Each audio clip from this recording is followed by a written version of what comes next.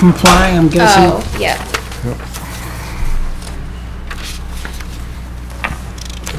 Other edits?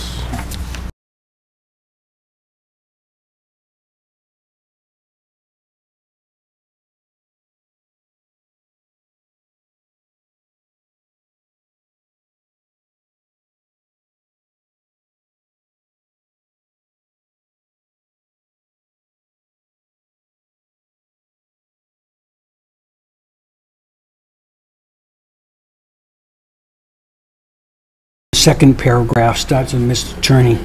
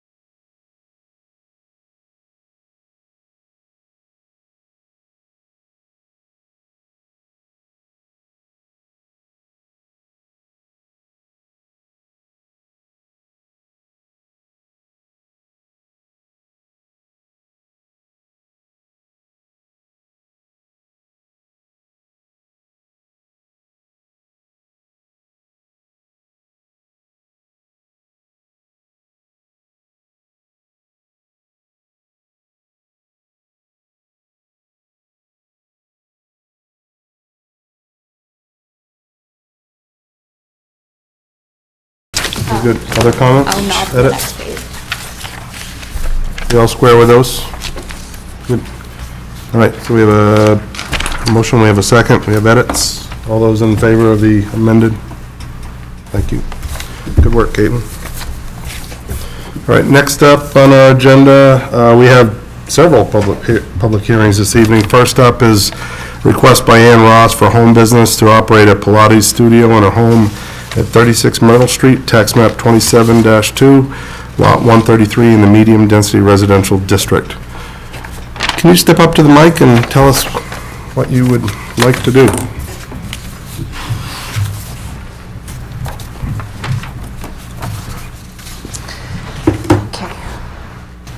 Oh, it is on. So this is a return. I had my... Just clarification, you're Yes, you're I'm Ann Ann Ross. There we go, I'm Ann thank you. Ross, 36 Myrtle Street. I built an addition on the back of my house over the old garage, and I would have turned that into a studio. This is a return of the studio. I had had this many years ago, left to be at a space in Bangor, and that space building was sold, so I have returned it to my home, and I want to start it back up again as a home business.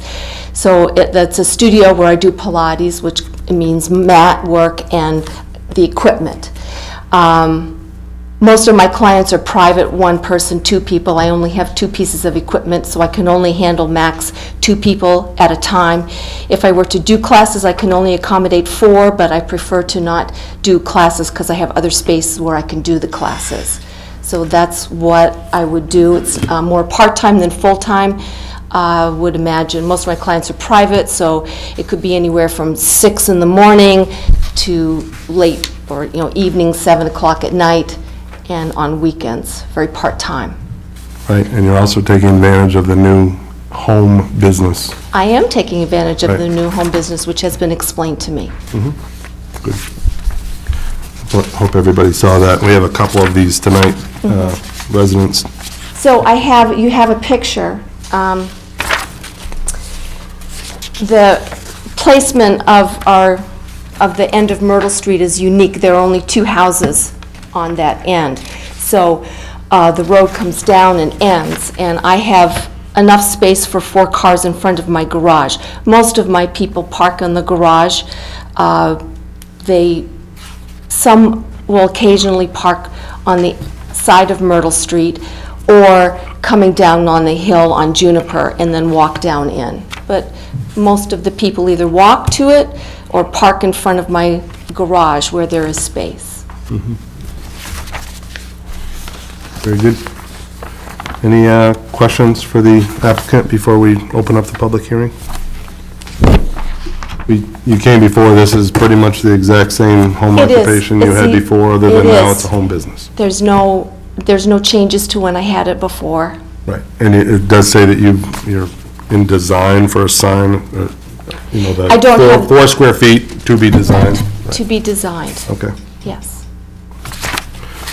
And I have a little garden area up near the front of the house where that will happen, where that will get put. very good, thank you. I don't think I put that down in the picture. Maybe I did. I don't recall It's on seeing the it. drawing, Mr. Chairman. It's on the drawing. Okay, yeah, there we go, let's see. Any other questions? Thank you. Before I open up the public hearing, Evan, could you walk the board through, and this is, I don't know if this is our first, I can't remember, our second home business. Yeah. It's a fairly straightforward project, as Ms. Ross just described. I think the one thing to take note of is that Myrtle Street does, even though the 40-foot right-of-way continues beyond the end of Juniper, you know, where it turns, it looks like it's the end of Myrtle, but the right-of-way actually extends a little ways in. But the paved part of that narrows considerably to maybe 14 feet paved width as you go in front of Ms. Ross's house and get to the driveway of the next home, the other home that's back there. So the one thing that's really important is that that area not be used for parking, because a car there would be in the way, could block access to the other home, but as importantly, would block access for emergency vehicles and that sort of thing. And in snow times, in snowy weather, I imagine the snow can build up and even narrow that a bit more. So she indicates on the drawing and the photograph that there are places for up to 4 vehicles off of that. And that's what the limit is for a home business. So, but still, I think the board just should take note that, and that might be a condition that you would want to consider, to just So point they out get that. 2 extra spaces, they get, what's it, 2 more square feet of signage, and they can advertise with home business. Yes, those are the things, yes. Okay, thank you. I'm going to open up the public hearing. Any of those in favor or opposed, step up to the mic, please. Don't be shy. Any other questions from the board for the applicant? Last call for comments. You please step up to the mic, state your name and...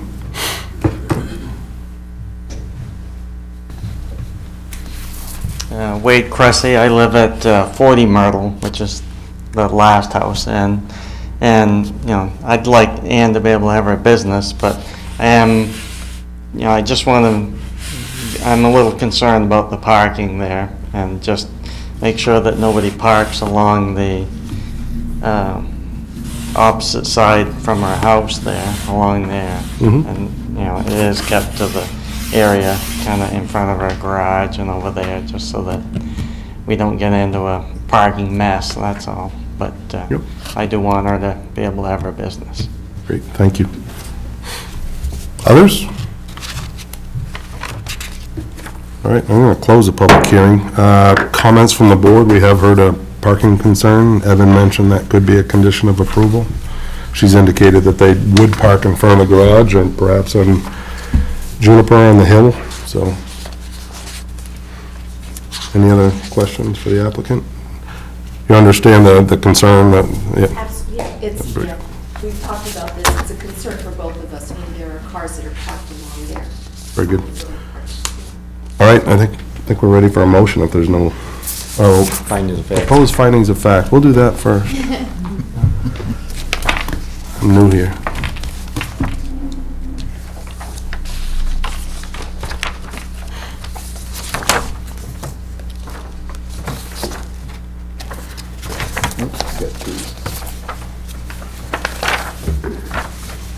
This one or-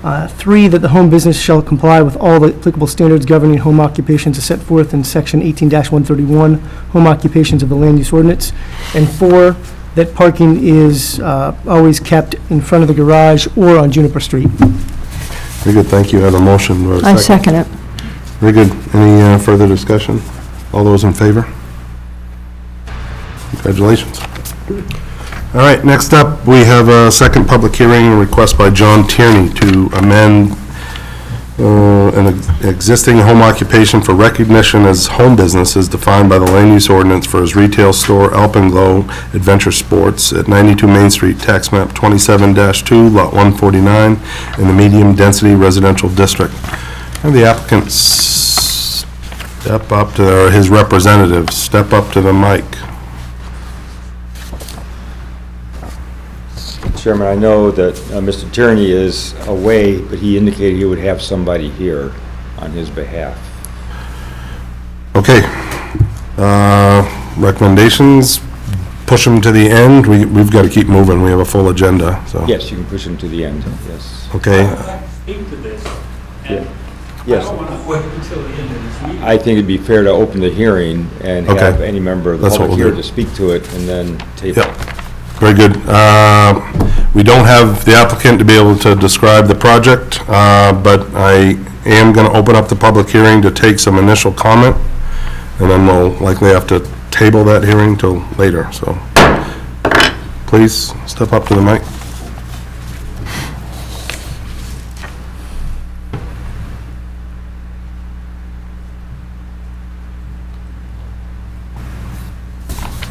I'm Paul Bauschatz. I live at 8 Juniper Street. I've read the proposal that Alpenglow has put in, and I understand what he is asking for.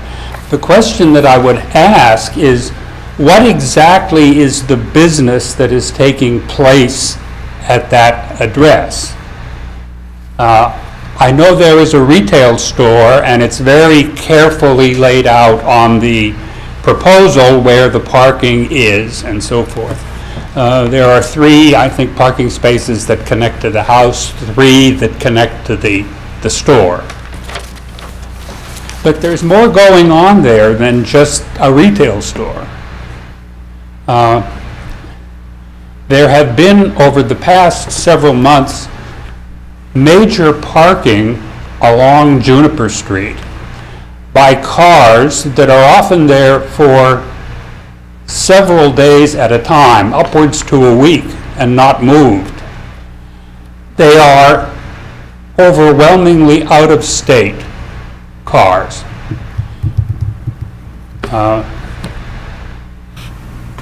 They're not going to be parking of the employees of this Alpenglow. There's only 2 employees allowed according to the proposal, and I don't know how 2 employees would use 5 or 6 cars. There's 3 parked there right now, all from out of state.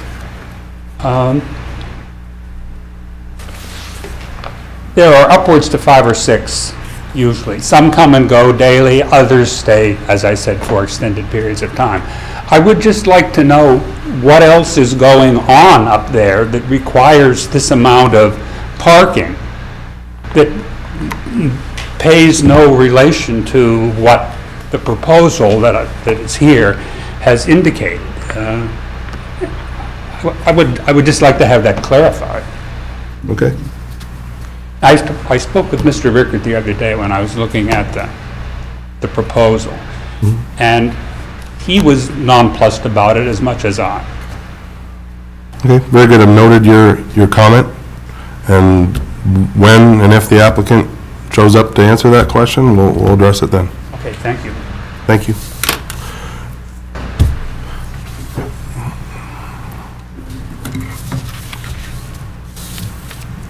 Jeff Gordon, 22 Hamlin Street. I have questions for the applicant, if you could answer them. I would like to know if he is personally responsible for the day-to-day conduct of the business on the site. In other words, is he responsible for the decisions that are made in terms of advertising and that sort of thing on the street? And then if he was here, I would also ask that he enumerate for the board his understanding of the restrictions placed upon him in this capacity as a home business. So, thank you. Very good, thank you. Others? Just get my notes before I, so, see.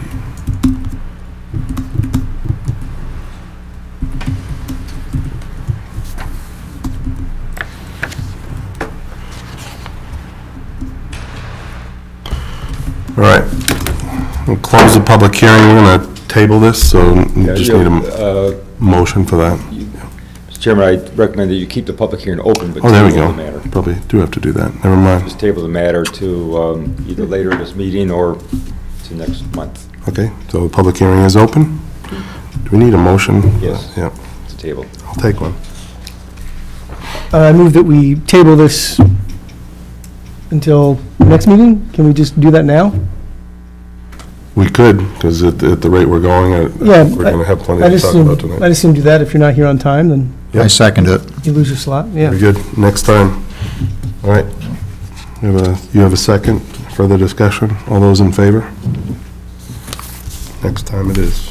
All right, next up, we have another public hearing request by Hub LLC to change a non-conforming use to another non-conforming use on a portion of land at 61 Margin Street, tax map 31-2, lot 29 in the medium-density residential district, and for site plan approval of the new use, which will consist of the reuse of an existing 10,000 square foot building on approximately 4 acres of developed land for the purposes of a brewery with a tasting room, offices, and artist studios. Looks like you're firing up a presentation, but in the meantime, could you just tell us what you're about? Yeah, hi everybody. I'm Mark Horton. I'm co-owner of Hub LLC, co-owner of Orono Brewing and Woodman's Bar and Grill. So Orono Brewing Company opened 2.5 years ago in the building at 2 Mill Street in Orono, and we've outgrown that space. We'd really love to stay in Orono, and we came across this building on Margin Street, which fits our needs perfectly. It's going to take some work to do it, but what we're looking to do is purchase the building. We have a purchase and sale agreement in place. The 10,000 square foot building, formerly Lane Construction, Sunrise Material, Chimbro before that, as well as roughly 4 acres connecting it. So our plan is to go ahead with the purchase. Phase 1 will be repairing the roof, the walls, the masonry needs quite a bit of work. The roof needs a decent amount of work, and then we'll paint it, improve the grounds around it. We do plan on keeping the fence, the whole courtyard, the whole area is fenced in, so there'll be very little visibility to the neighbors. And then phase 2 will be moving our brewing operation from the building on Mill Street into this building, which will classify it as a light industrial use. Previously, that building had seen heavy industrial use for many years, rock crushing, large vehicles. What we're planning to do is move our current brew operation and just about double it in size, which will just be the current 7 tanks we have plus 2 or 3 more. And then we're also, in part of the building, we're going to have our offices, our corporate headquarters. And then another part of the building will be an artist space that we're going to rent out to local artists, at least for the next couple of years until we grow again. And then the last step will be building a tasting room, similar to what we have now, but with a food component as well. As far as the impact, we plan on using Main Street entrance that was used by Sunrise Materials for years at that location, right between Ledbetter's and the neighboring property. And so all traffic, will come in through Main Street, through that driveway. We have about 75 parking spaces. We've had that laid out. And that's all on the existing pavement, no new construction going on.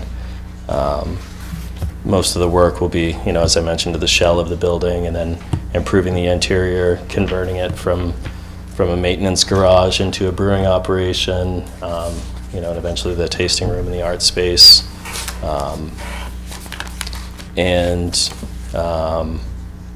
Yeah, we hope to just make it, you know, part of the Orono community. And as far as any other impacts on neighbors or the area, there's no noise really given off by a brewery, especially in a concrete building like that. You'd be hard pressed to hear it, you know, other than running water. Doesn't generate any noise. There will be a small exhaust fan that's already on the building. Brewing gives off a smell, kind of a bready smell of almost like cooking porridge or something. It's a food-like smell. It dissipates quickly, I'm sure. With 3 breweries in town, everybody's probably smelled that kind of bread smell before walking around. You know, and with the proximity of the neighbors, I don't believe anybody will be able to smell that too strong or frequently. And yeah, we hope to, you know, pending the board's approval, get the project started. Very good. Thank you. Question for the applicant? What is your sense of timing on the phases? So we have a tentative closing date of July 12th, I believe. We would start work on the roof immediately after that, and the masonry as soon as he could get to it. Best case, the brewing operation would move there this fall, September, October. We hope to do it before, you know, snow flies, because moving those large tanks in the snow will be difficult. That being said, though, there is the possibility that it could take, you know, into January before the brewing operation moves there. And then as far as the tasting room component, spring at the earliest. We'd probably be talking April or May. Yeah, because there's quite a bit to do to the building, and you know, we're going to focus on it one step at a time to make sure that we have everything lined up perfectly to be ready to open. You'd mentioned 75 parking spots laid out. Yeah. That seems like an awful large number for that activity. That's just... Yeah. Just Yeah, we so that wanted... you understood how many people would be able to fit there? Yeah, just so we knew, because with 10,000 square feet, we didn't know what would be required, so, Yep. you know, we gave the measurements to somebody and had them lay it out, Okay. and, yeah. So our just so we know, any events or whatnot. As far as the brewing operation itself, you know, we expect to have 6 to 10 employees, you know, obviously on the lower side while it's just the brewery, and then once the tasting room's open, it would be more towards that 10. The art space, you know, 3 or 4 vehicles a day, I would expect at most. Very good. Thank you. Other questions? All right. Before I open up the public hearing here, Evan, you provided a pretty thorough summary. Could you review that with the board? I understand Yeah. there's a couple issues. Yep, the first procedural thing is that there are 3 actions required of the board tonight. One is to determine whether this use is no more non-conforming or less non-conforming, double negative, than the previous use.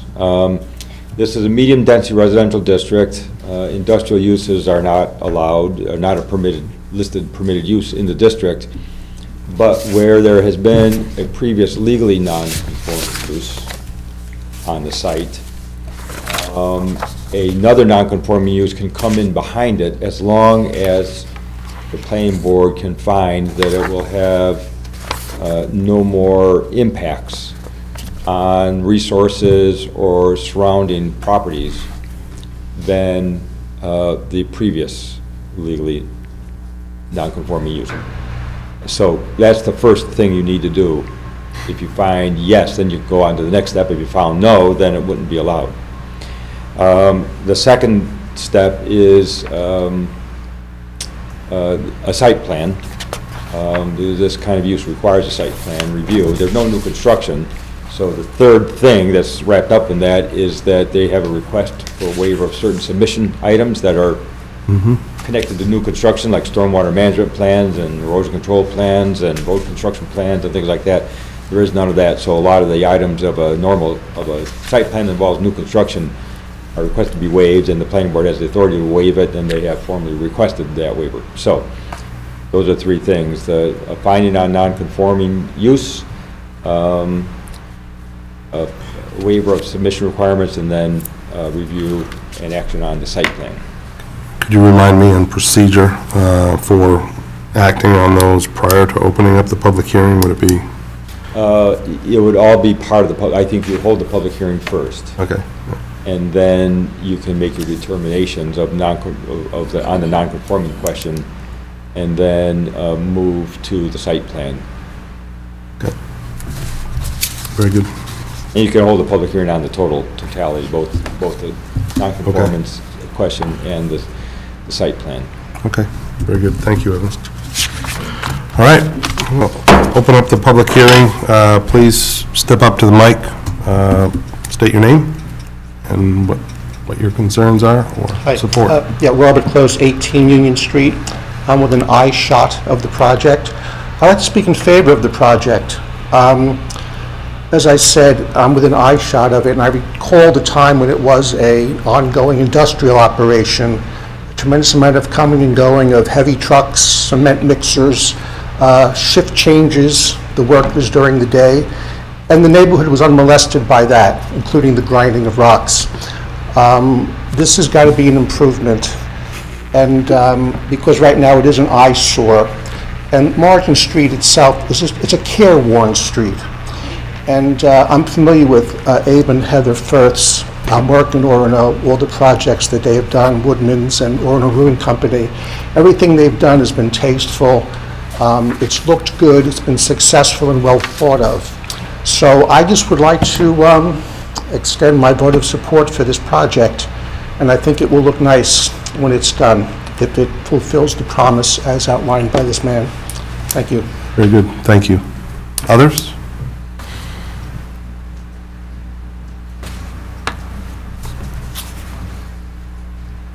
Jeff Gordon, 22 Hamlin Street again.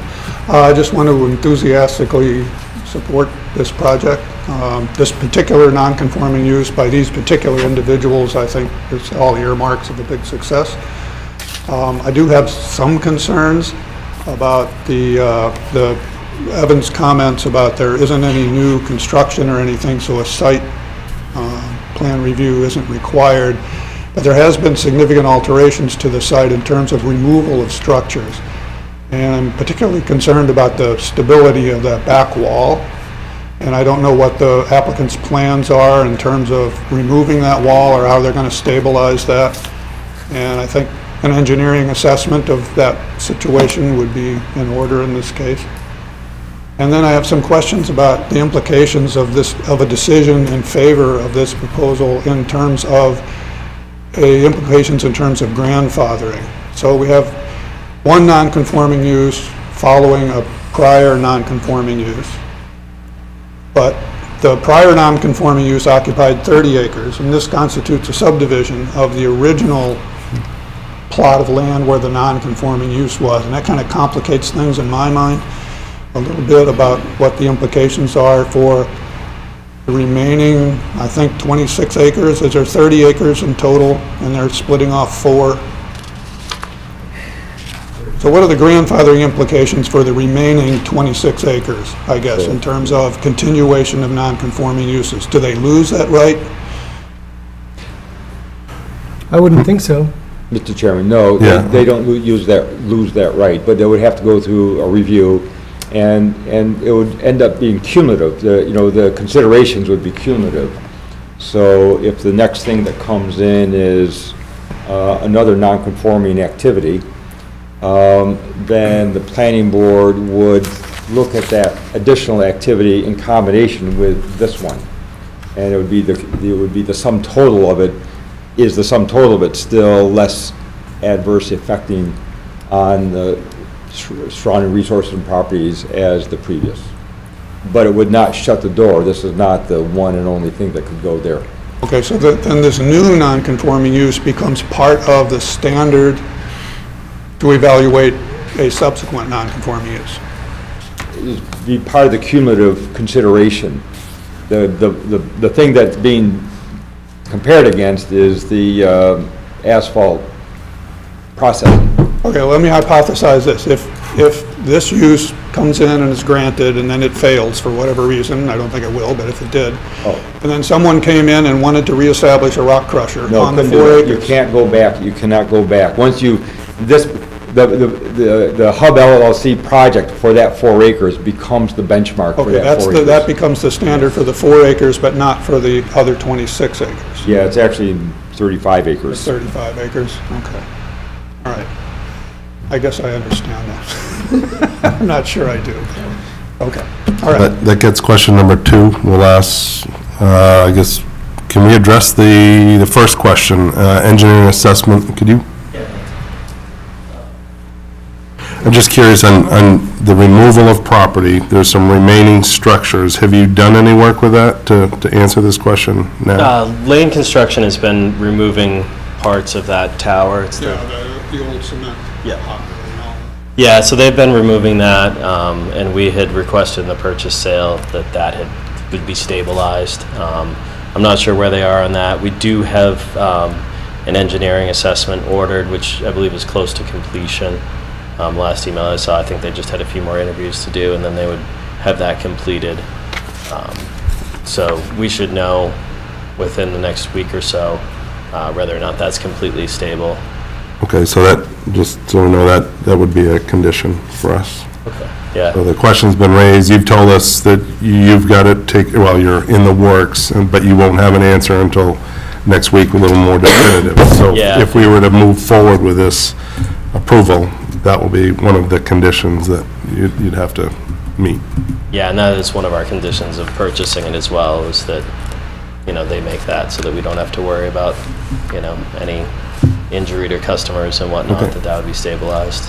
Very good. Thank you. Yep. And again, just to repeat, I enthusiastically support this application. Correct, but that's a good point, though. Thank you.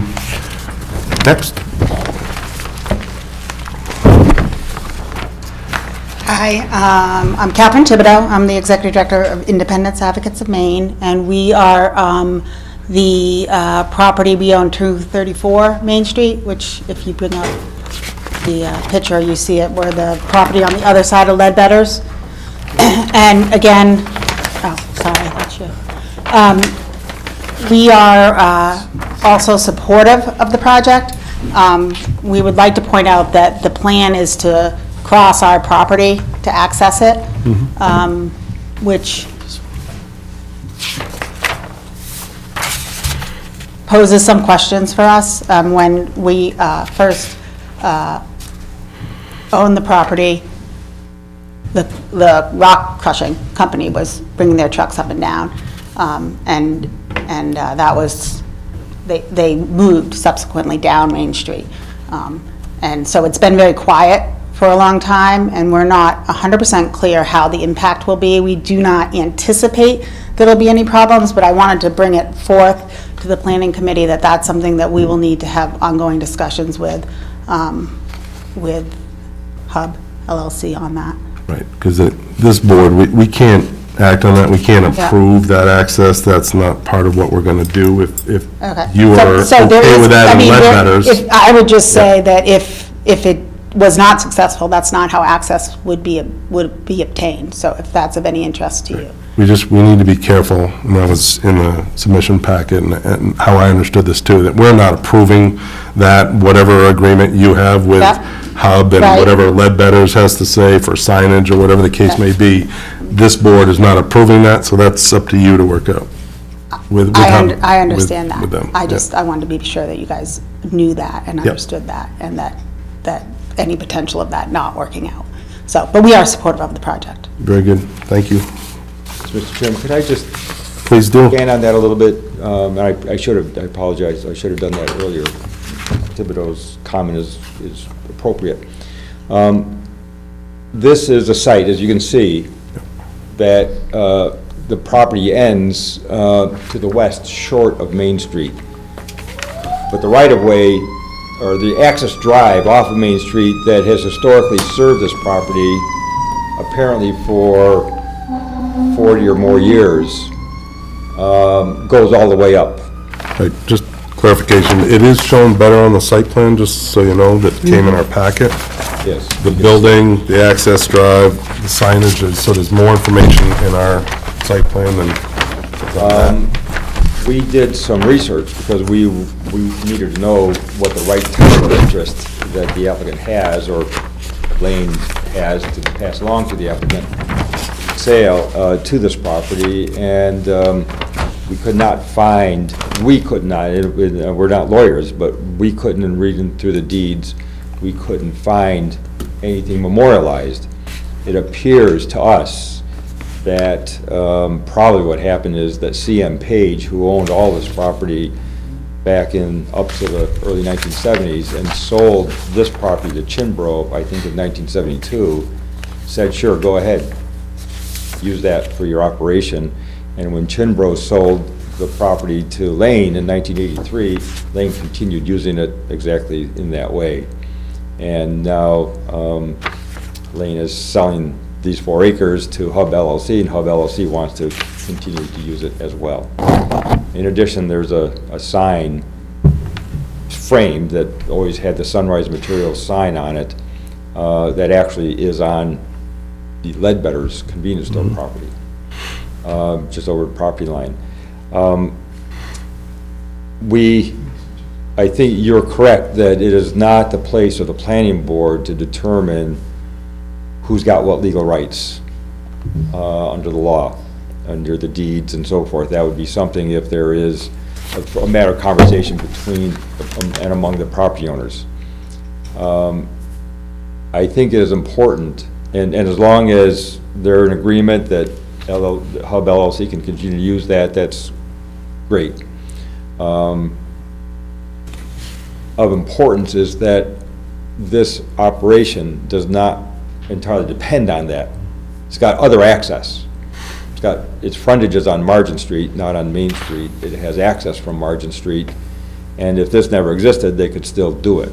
They could still have a facility there that would meet code requirements.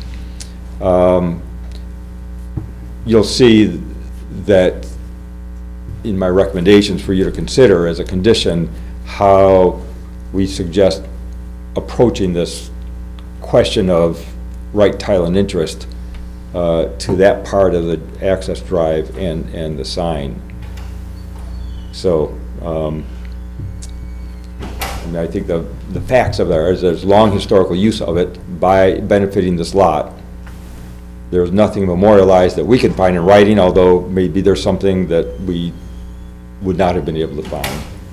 And there is other access available should somewhere down the line the property owners, the courts, somebody finds that this historical use should no longer be there. Thank you. Very good. Other comments? In which case they would need to come back for an amendment to the site plan just to review what that alternative access is. Hi, I'm Astrid Lasala-Smith. I live on Margin Street, 55, which is on the other side of Island Ave. And the fact that they do have Front Street or Margin Street access is something that concerns me because I was actually really happy to hear that they plan on using the Main Street entrance, because I'm fully supportive of this project if they want to open a brewery, offices, and artistic spaces. But this tasting room with food sounds a lot like a bar/restaurant to me. And I'm concerned about the increase of traffic, potentially foot traffic, which bar traffic is loud. So I'm concerned about noise along Margin Street, either foot traffic or if they got shut down from their Main Street entrance coming along Margin Street. So pretty much my concerns would be, what's a tasting room? Why isn't a restaurant? Are there plans to make it a restaurant in the future? And then my concerns would be the noise, the potential for drunk driving that comes along with having that kind of use in that area. Very good. I'm going to ask the applicant to step up and address that.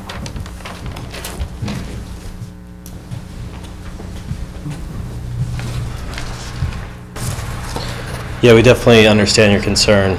That's part of what you spoke to is why we do plan on using the Main Street entrance, assuming the okay of our neighbors, which we've had preliminary discussions with both neighbors that were positive. But we want to minimize traffic in the neighborhoods because it is a very residential neighborhood. The way that the property is laid out with kind of the natural amphitheater feel of Island Ave and that Margin Street corner, we believe that the noise and traffic impact will be minimal if we are able to use that Main Street entrance. You know, as far as the bar aspect, right now we're planning on 5 days a week. When the tasting room does eventually open, shorter hours than, you know, your typical bar. Right now what we're doing at the current location, 3 to 10 most nights, later on the weekends sometimes. You know, being kind of out of town, we don't expect to draw a rowdy bar element, and so have all of our employees take tips training, which is a, you know, state recommended program for all people to serve alcohol, so that, you know, our staffs always understand you know, the importance of recognizing when people are intoxicated and preventing it from happening. We've, you know, had at our other locations have had you know, several operations. The Orono Police Department conducts, you know, ID checks to make sure that nobody is getting served. We passed every one of those, you know, and never had any sort of complaint or charges against us. We've had a liquor license at Woodman's for over 12 years, and at the new location, or the current location at Mill Street for 2.5 years.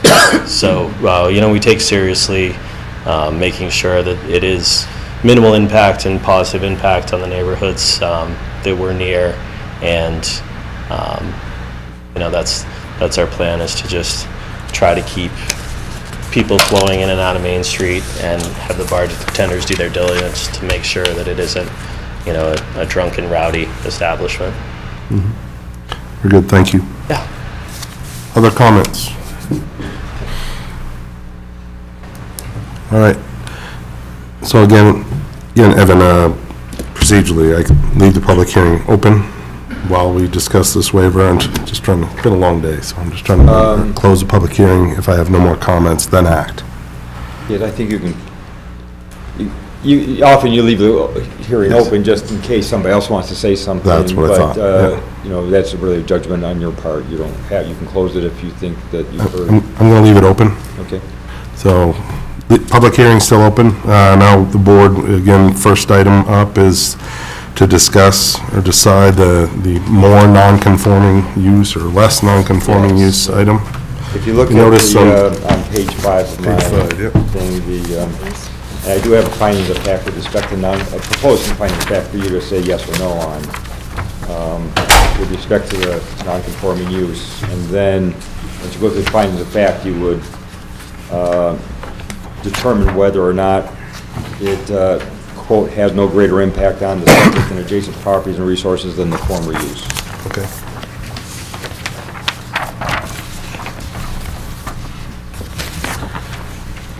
Again, these are just proposed findings that town staff has prepared, so we are free to comment on these. And you're free to say no. Correct. This chart, I mean, you've got a format that's a yes-no chart, so you can modify the finding, you can reject the finding, or you can approve the finding. Okay. Very good. These are draft findings of fact for the application of Hub LLC concerning non-conforming use of 61 Margin Street dated June 21st, 2017 pursuant pursuant to Article 10, Section 18-304 of the Orono Code of Ordinances, the Orono Planning Board considered the request of Hub LLC for a finding that the proposed use of 61 Margin Street for a mixed-use brewery with tasting room, related offices, and artist studios will have no greater adverse impact on the subject property, adjacent properties, and resource than a former non-conforming use as an asphalt manufacturing facility. The property is identified as tax map 31-2, lot 29, and is located in the medium-density residential district. Based on all evidence presented by the applicant, reviewing agencies, town departments, and the public, the planning board finds the following. And these are all change of non-conforming use to another non-conforming use criteria. Number one, that the proposed new non-conforming use will not significantly change the exterior conditions of the site, increase the size of the structure, or change the amount of impervious area within the lot. Are there any edits, concerns? Everybody in favor of that one?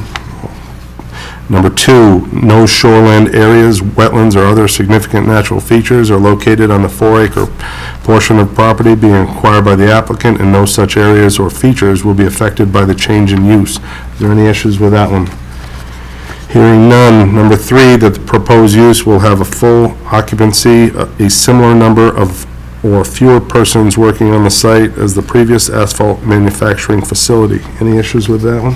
How do we know what that is? Good question. I don't know the exact numbers. I know that there were shifts and that the numbers were substantial, but I don't know what the specific numbers are. I think 6 to 10 is safely no more than or less than.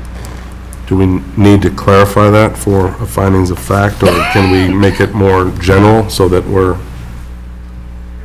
It's up to you. I mean, this is an assumption. I mean, 2 shifts, I mean, just logically, I remember when Sunrise was operating, you know, just the truck drivers alone, the staff. I think the difference here might be workers and also customers. So, I mean, I'm not, there's 75 spaces that they've proposed, but I'm not clear on the actual customer traffic. And how does that compare to what we're comparing with the previous workforce? Because that's what it seems like we're assessing with this point. Yeah, very good question. Yes, it's a combination with Mr. Charlin's noting is items 3 and 4. Items 4 gets to the traffic levels, but and the difference in constituency, customer versus workers and truck drivers and so forth. And it's a judgment call, of course, and when you're trying to figure out is there more adverse effect from this use in total than previous, or no more than or less impact. Right. So I think this first very specific one is in terms of workers on the site. Okay. And then the next one addresses the kind of traffic that's being generated with customer versus truck traffic versus employee traffic.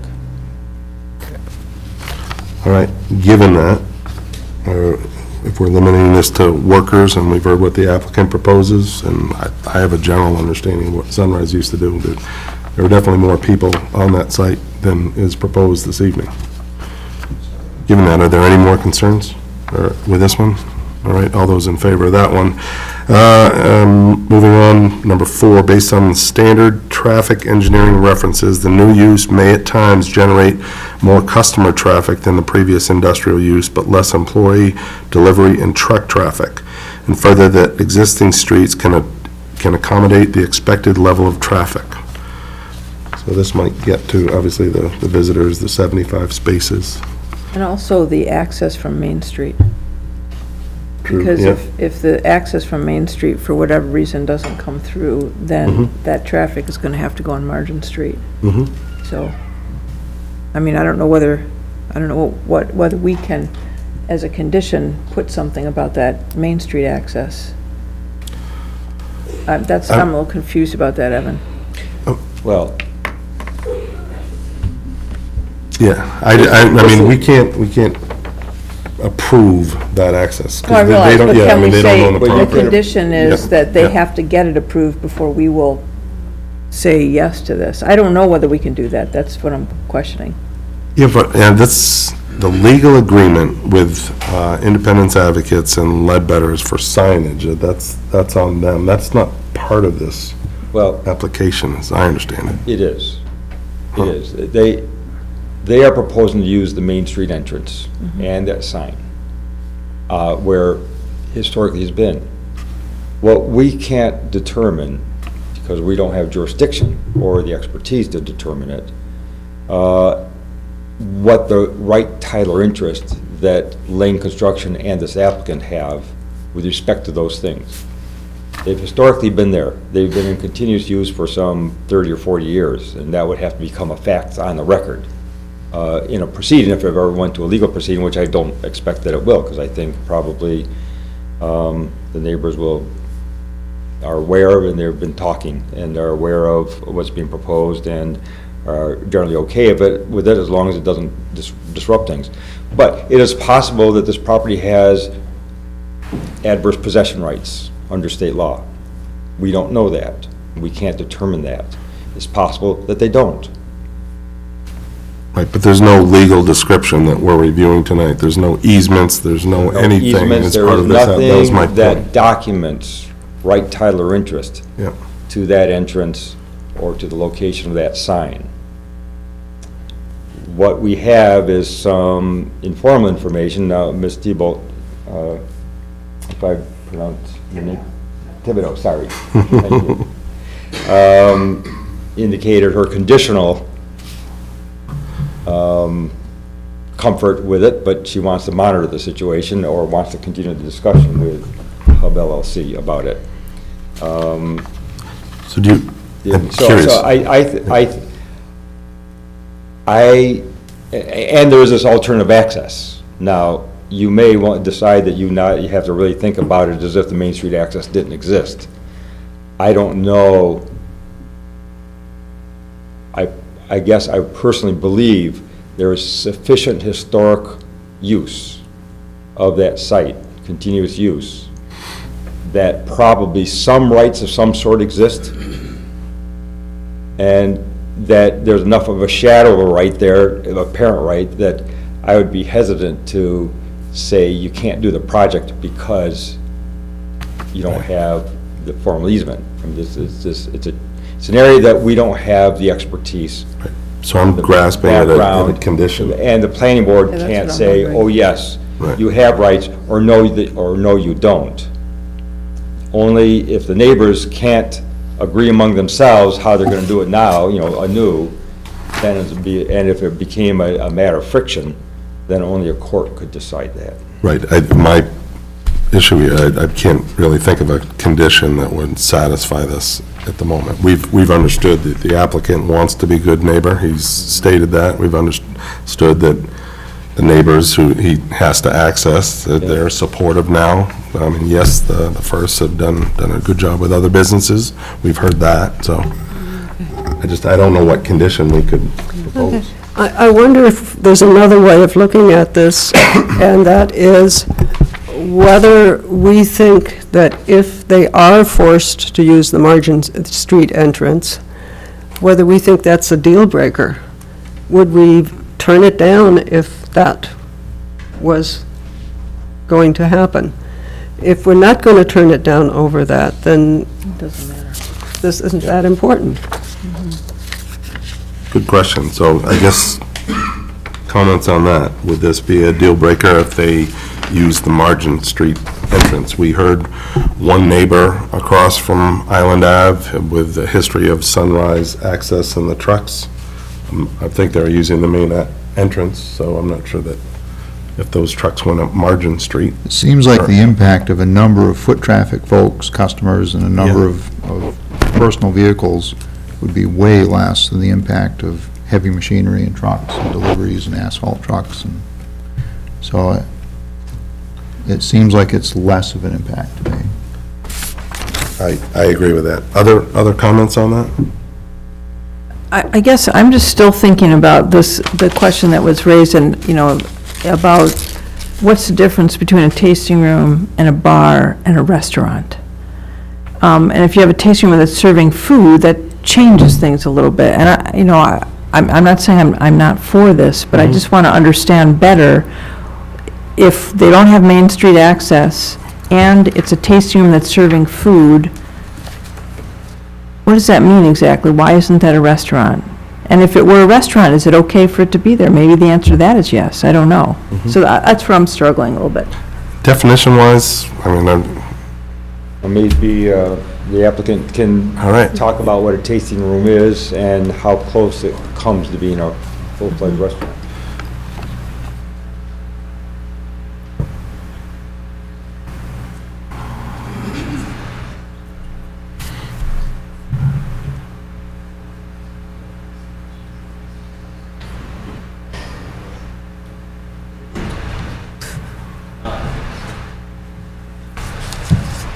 Yeah, so as far as the question of licensing and definition, a tasting room has to be attached to a brewery.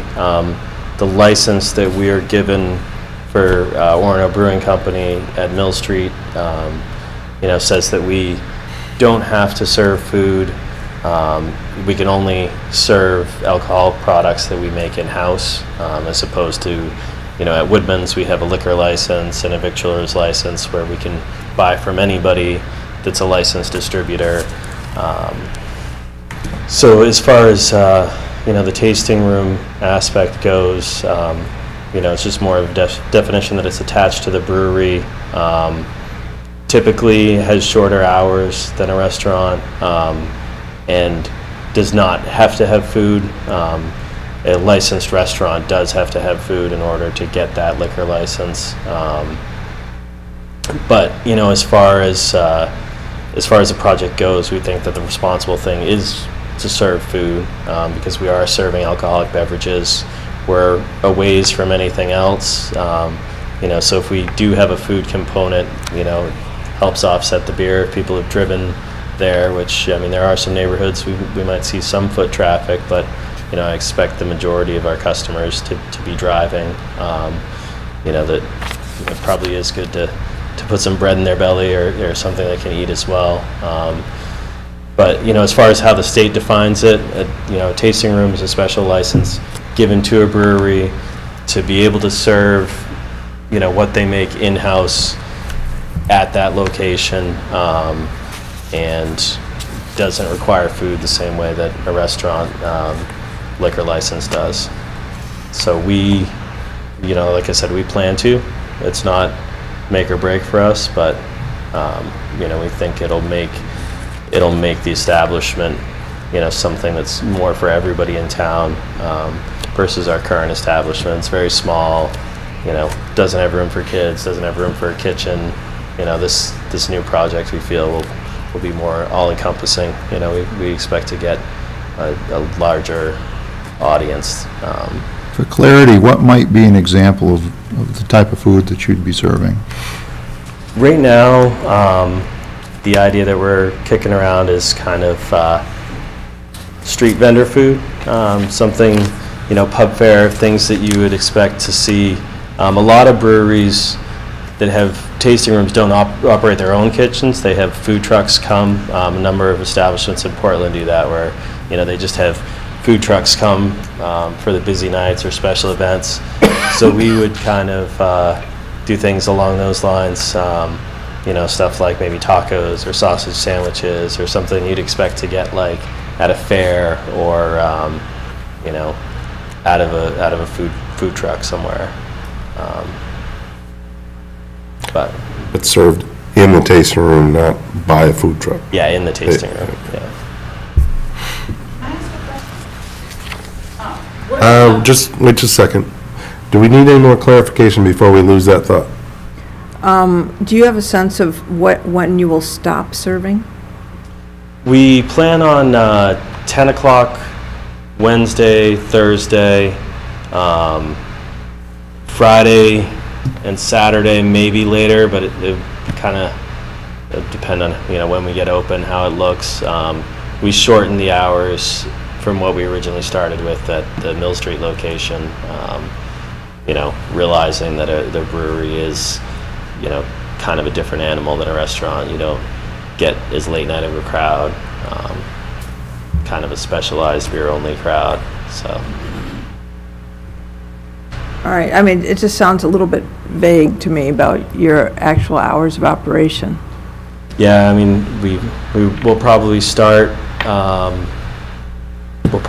3 to 10, most likely, on the earlier part of the week, the Wednesday, Thursday. We'll probably do 3 to 11 or 12 Friday, Saturday, but it's kind of all up in the air until we see, you know, how the space comes out and what we do. You know, as I said, we started with longer hours at Mill Street and found that it, you know, 10, 11 o'clock generally covered it.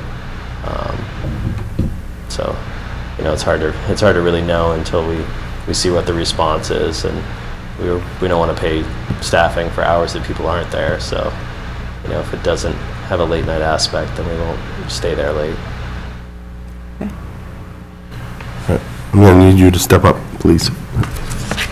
And just, again, procedural stuff. Please, when you step up to the mic, because this is all recorded, if you could just repeat your name. Sorry for that. Just Astrid Lusala-Smith, 55 Margin Street. So what kind of numbers would be anticipated? Like, because most restaurants, you know, they have so many seats or tasting rooms, there's only so many places. But if you have 75 parking spots, you know, potentially you could have an enormous tasting room. So that would be one question. The other question I would have is, what's the potential for change? You know, yes, it's a tasting room now.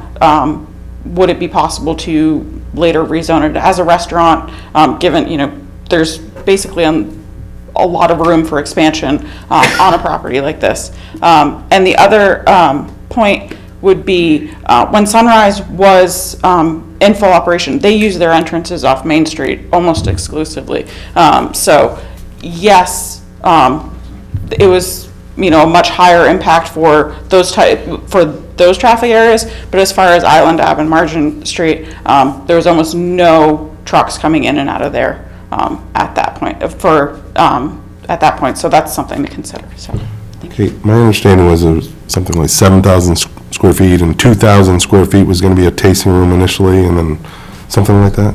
Am I close? Yeah. Mark Horton again. We just had a drawing finished by a designer, and we're looking at about 1,800 square feet currently for the tasting room part of the operation. So roughly 40 seats would be the maximum that would fit in that design. We don't know from the fire marshal exactly what our standing capacity would be, but, you know, as far as our seated capacity, that would be roughly at that, and that's capacity. That's not, you know, what we expect. We don't expect to have 40 people there from the moment we open until we close. But, you know, within that 1,800 square feet, that would be about the most that would fit comfortable seating wise. Thank you. Other comments? Questions from the board for the applicant? So we're still discussing, again, the non-conforming use. So we stopped on what number? Item 4. Item 4. All right, so I'm gonna, we voted on that one, correct, or did we, what? 4 you didn't. No, 4 we didn't, okay, there we go. Go back in time here. So again, I can read it in. Based on the standards of traffic engineering references, new use may at times generate more customer traffic than the previous industrial use, but less employee delivery and truck traffic, and further that existing streets can accommodate the expected level of traffic.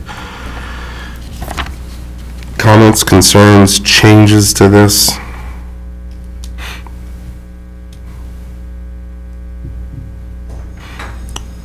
I understand that again, the existing streets can accommodate the level of traffic, margin, and so from a traffic engineering standpoint, they can handle that load, right? Yes, from a traffic engineering standpoint. Right. And you have to consider whether, from a correct policy standpoint, you're comfortable with that. All right, so the question's out there. Concerns, comments, edits? Are we all in favor of this? Favor. Okay, we're moving on. Number 5, based on the off-street parking standards of the land use ordinance, Proposed use will not require more parking area than the previous use and has made provisions for parking spaces within the existing parking area of the site. Any issues with that? Number 6, the proposed use will generate less noise and fewer air emissions and no more light, glare, or waste than the previous industrial use. Any issues there? I guess I have a question on that one. Yeah. I take it that the old asphalt place did not run at night, is that right? I don't know. They didn't. Not since I lived down there. Okay. So potentially, I just want to further on that point, Yeah. because Mr. Close had mentioned shifts, and I don't know the shifts that he was talking about, whether it was just early morning and afternoon, I don't remember the shift length. They used to work in the evenings. I used to live on Main Street, and it Yep. was behind us, but that ended a while ago. I mean, that was back, Right. I don't know when the last time I heard it, but they used to run in the evenings, not at night, but like at 6, 7, when you were at home in the back, Right. you'd hear it. But it wouldn't go into the dark. But it was a while ago. I mean, it was, I mean, potentially this might be more noisy at 10 o'clock when things close up than what's been there, but I don't know that is necessarily, Right, I it mean- won't necessarily change my vote, I don't think, but Overall, because I used to live nearby as well, back in the day when Sunrise was operating quite a bit, but Mr. Close, I believe, had lived at that residence, and he had mentioned that comparatively, and again, this is his anecdote, but comparatively, this use compared to what it was, so that's from a neighbor. We've also heard from other neighbors. They had a massive screen there that Right. had 4 or 5 different products that crushed rock and made a lot of noise, a lot of dust, a lot of Correct. pollution. I mean, they had a water truck. I used to buy products there and go in there, out of there with my, a truck. Right. To me, this is a no-brainer. It's going to be much cleaner activity. Right, they had a water truck specifically Oh, going they up and did. down that road, yeah, to keep the dust down. I do remember that. All right, so, questions on the table? Generate less noise, fewer air emissions, and no more light, glare, or waste than the previous industrial use. Any concerns? All right, moving on. There's a numbering issue here. So we'll call this number 7. Proposed use will utilize the same signs, structures, and locations as the previous industrial use. Again, we did hear that Ledbetter, the sign from Sunrise was on Ledbetter property. Apparently, they don't have any issues with signage on that, and that they're also going to have a sign, what do you say, it's 24 square feet on the building face itself. All right. Any issues with that? All right, number 8, the proposed use will have no greater adverse impact on the subject property, adjacent properties, and resources than the former industrial use. And again, thinking about Sunrise, the business as a whole, so compared to this. Any issues there? All right, hearing none. So, proposed findings of fact, voted in favor on all these categories. The procedure now would be for a motion and a second and a vote on whether this is non-conforming use is acceptable. What he said. Need a motion, please. I move that we, it's a little bit tricky here. This is just for the non-conforming section. Now you Understood. then have to go to the site plan, which... Right. Understood. I move that we classify this project, the Hub LLC project, at 61 Margin Street, tax map 31-2, lot 29, as a, thank you, as a non-conforming use that has no greater impact on the subject and adjacent properties and resources than the former use. There we go. We have a motion. Can I have a second? I second it. Very good. Any further discussion? All those in favor? All right. Next up, we have a waiver request letter in front of us. The applicant did submit, there's the checklist of all the submission items that was in our packet. And there's a letter addressing those requirements. We have heard that this is not new construction, it's renovation.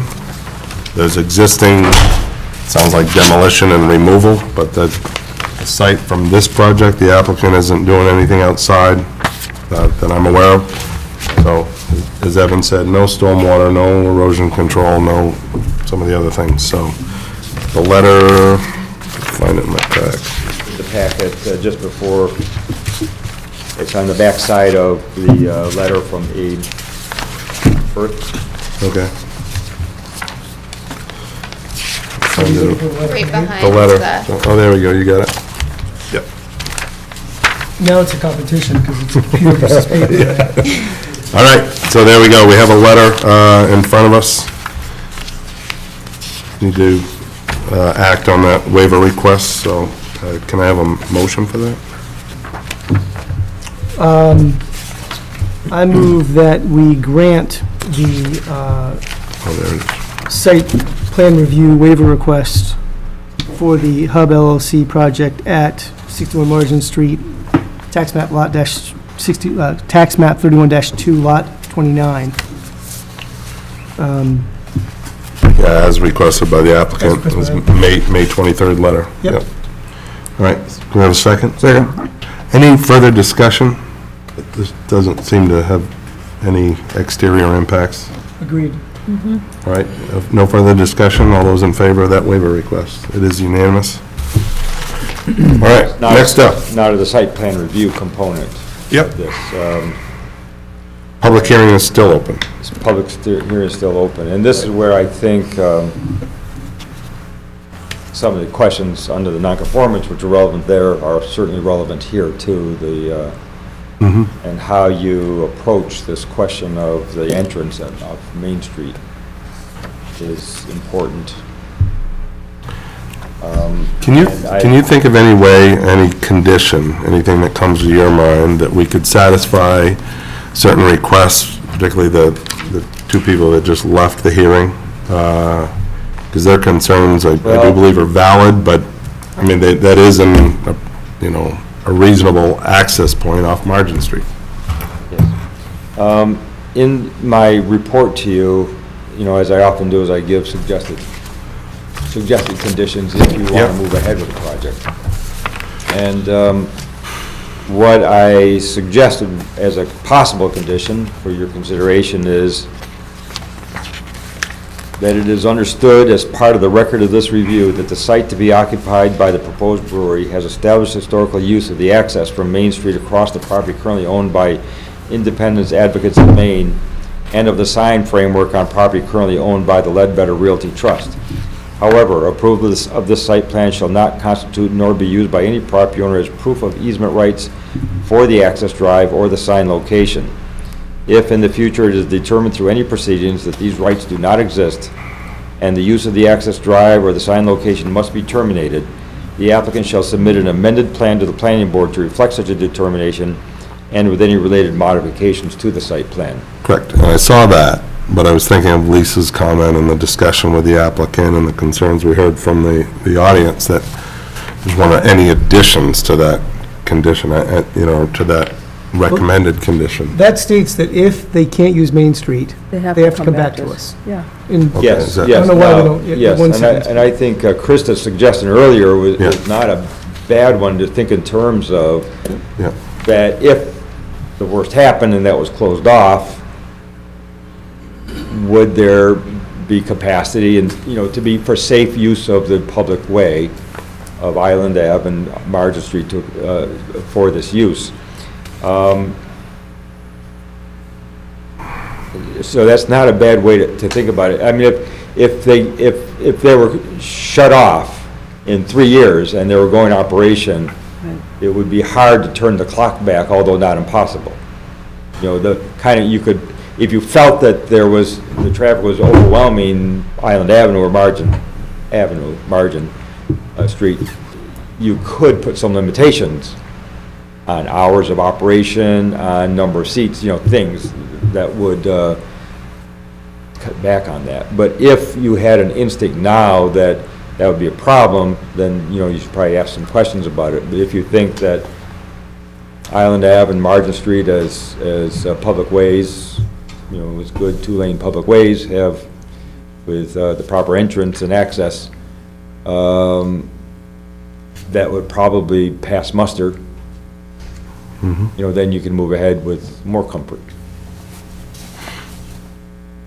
I'm good with the recommendation as written. All right. And personally, I think it's a good idea. Yeah, I think that's great. I don't know what Okay, anyone else I didn't read it that way, that's why, but I understand it now. No, but I'd like to cross it out and just use my sentence, if that's possible. Other comments on that issue? All right, so we do have that condition, we'll get to that in a little bit. So, public hearing is still open, based on what we just heard. Any further comments? All right, I am going to close the public hearing then. Did I see you move back there before I? Okay, I just saw a motion, I wasn't sure if you were going to jump up, so. Very good, public hearing is closed, so we do have more proposed findings of fact. I'm going to lose my voice by the time you.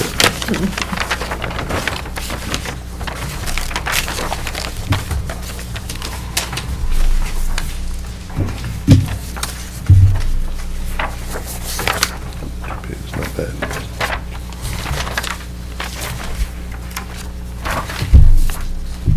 And Mr. Chairman, I am mindful, as I know you are, of the comments about the stabilization of that structure and slope. Right. So far, that was the only extra condition that I'm aware of based on the audience comments, from what I've heard, that issue be resolved. The applicant said that they were going to have an assessment that's supposed to be provided, but. And as I recall, he said that the purchase and sale was dependent on that, so. Correct. So are you saying that we should make it one of our conditions as well? I just need to make sure that's resolved. I mean, it is a condition of purchase or sale. I don't know if that's sufficient enough that we need a condition on top of that or not. What are your thoughts? Anybody else? I mean, if it's in the P&S, my personal opinion is that it's adequate. I mean, Okay. why would they buy a building that's going to fall down? Right, they don't want that liability either. No, that's fine by me. I don't need to complicate this. Yeah. All right then, we're going to jump in. Proposed findings of fact for reuse of existing site and building for light and artisan, so industrial, are we missing a word there? Light and artisan manufacturing. Yeah. Okay. I just remember light industrial use. Reuse of existing site and building for light and artisan manufacturing by Hub LLC, 61 Margin Street, site plan review dated June 21st, 2017. Pursuant to Article 6, Section 18-177 of the Orono Code of Ordinances, the Orono Planning Board has considered the application of Hub LLC to reuse an existing commercial building on property at 61 Margin Street for light and artisan manufacturing, specifically a craft brewery and artist studios.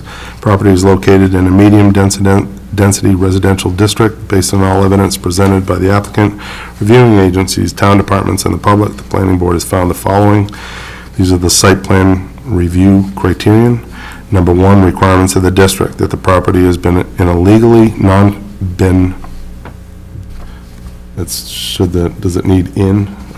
It has been a legally non-conforming use.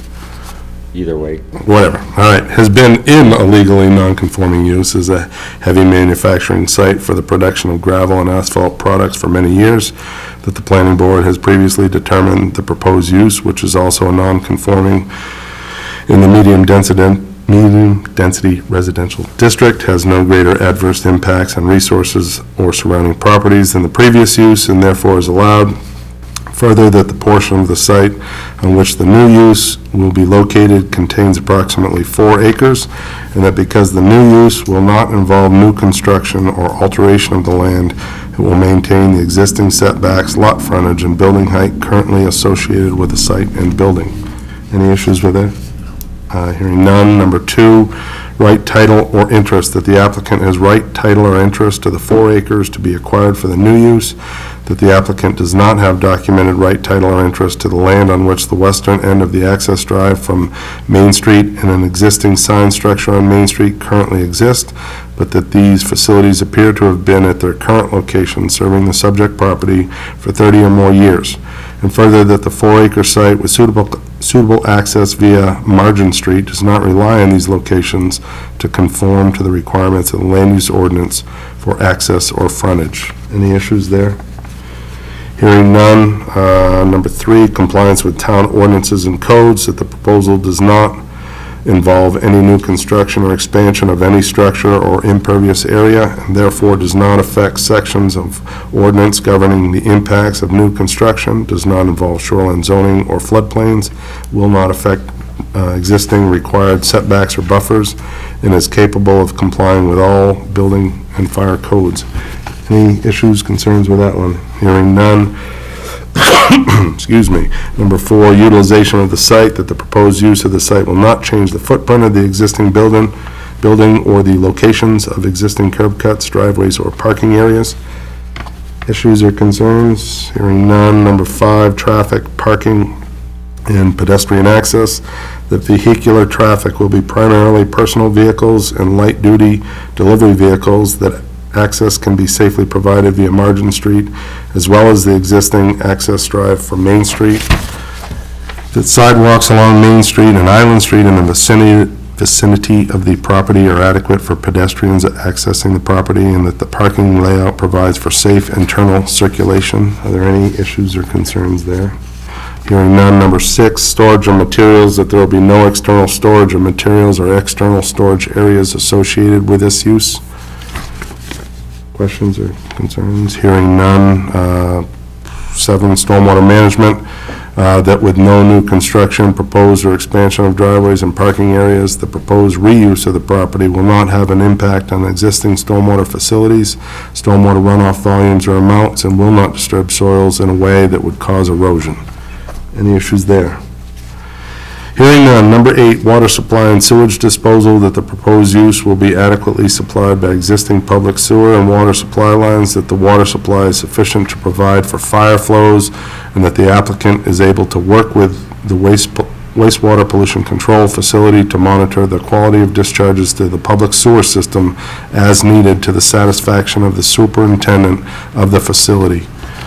Chairman, I did have a question on that, too. You do have a statement from the superintendent, Joe Madigan.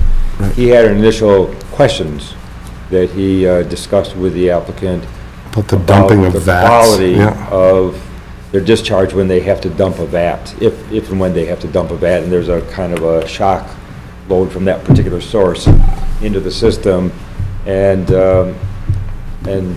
Joe provided you with a letter saying he is comfortable with the operation, but he would like that there be a notification to him by the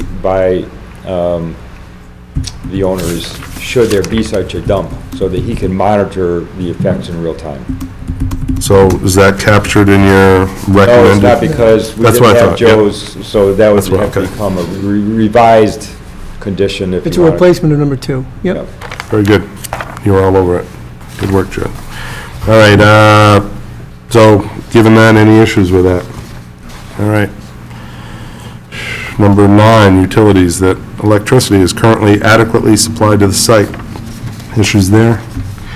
Hearing none. Number 10, natural features, water quality, shorelands, that the property is not within the shoreland zone or 100-year floodplain, that there are no wetlands within the 4 acres parcel that would be affected by the proposed uses, and that the proposed uses will not impact other natural features, wildlife habitat, or surface or groundwater quality. Any issues there?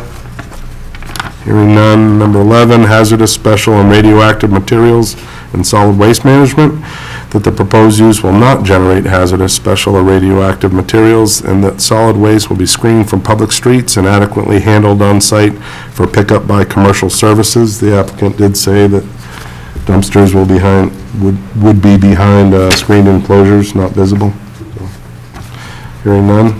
Hearing no concerns. Number 12, historic and archaeological resources, that the 4-acre site will not involve new construction and in any case is not known to contain historic or archaeological resources.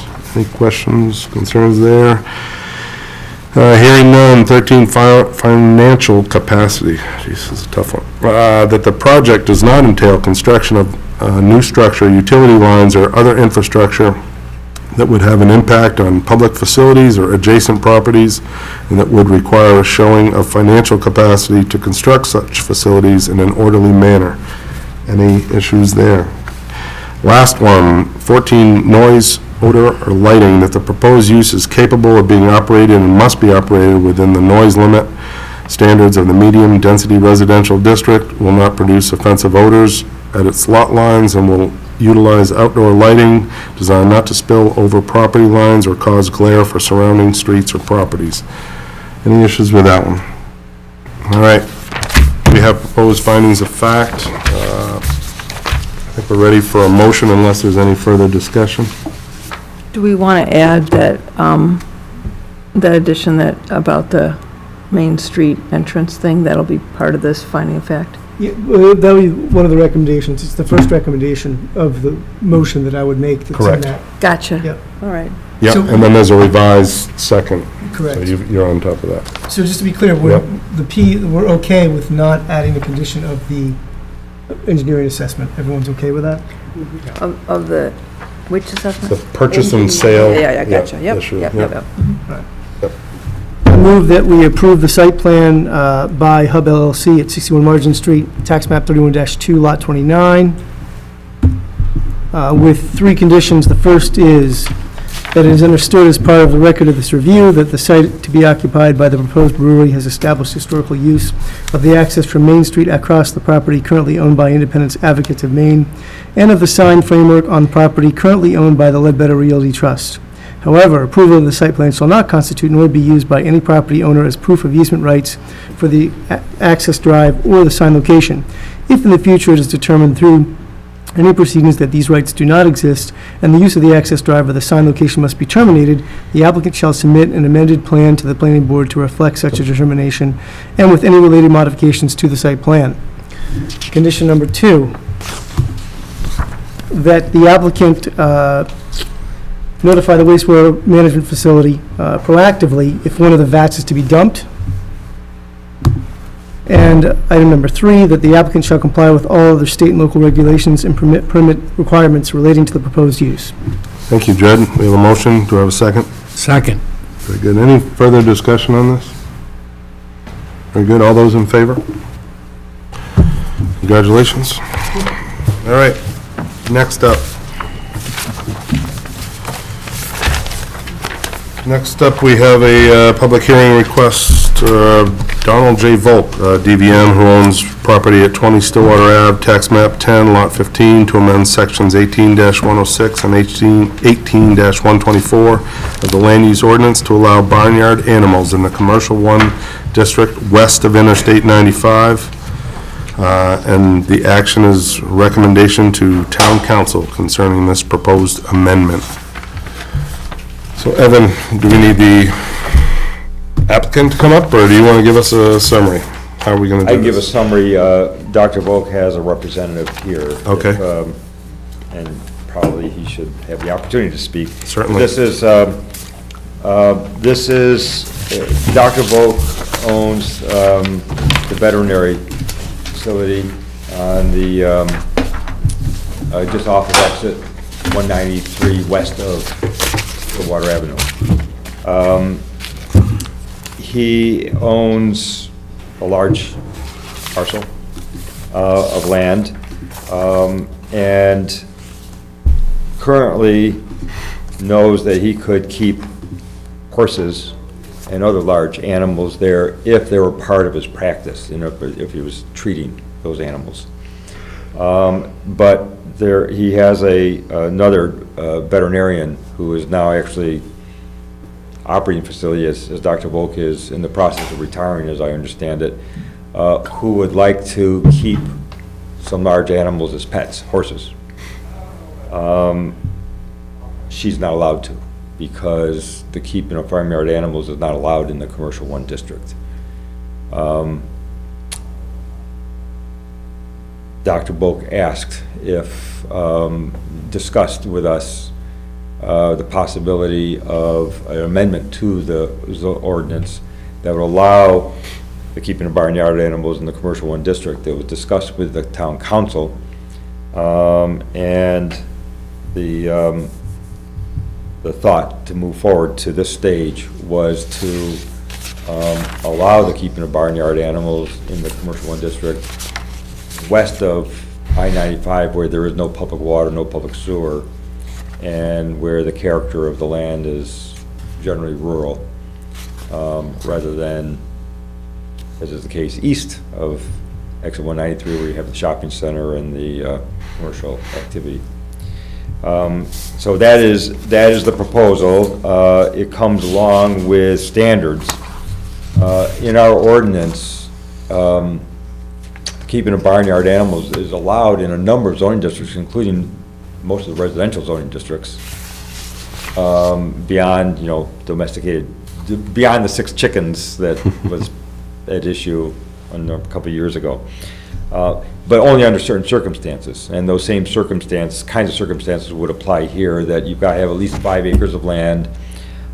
In this case, that would have to be fenced in, of course, and the fencing would have to be at least 50 feet away from any property line.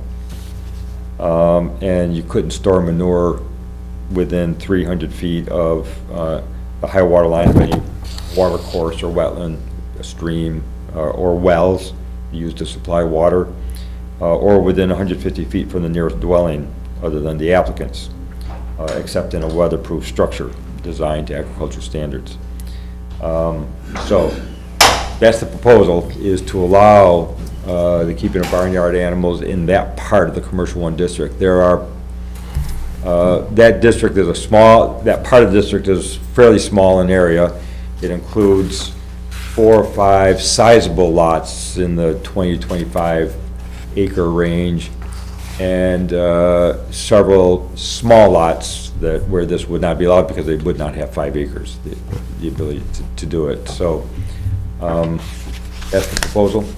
Very good. The council has referred it to you for your recommendation. Very good. So applicant's representative, if you want to come up and say anything more. David Cust, representing Don Volk. He's currently detained in Annapolis, Maryland, having repairs to his sailboat, so that's why I'm here. Yeah, I don't have a whole lot to add to that, other than the fact that he does have another veterinarian practicing there, who does have horses and would, like to be able to house those on the property there. Okay, thank you. Questions for Evan before I open this up to public hearing? Any clarifications before I open it up? So there's no density standard, right? Not in the commercial one district or forest agriculture. There is in the medium density residential district. There's a density standard of let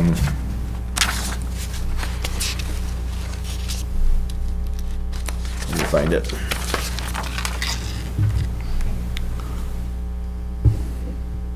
Number of animals allowed shall not exceed 1 per net available acre of land.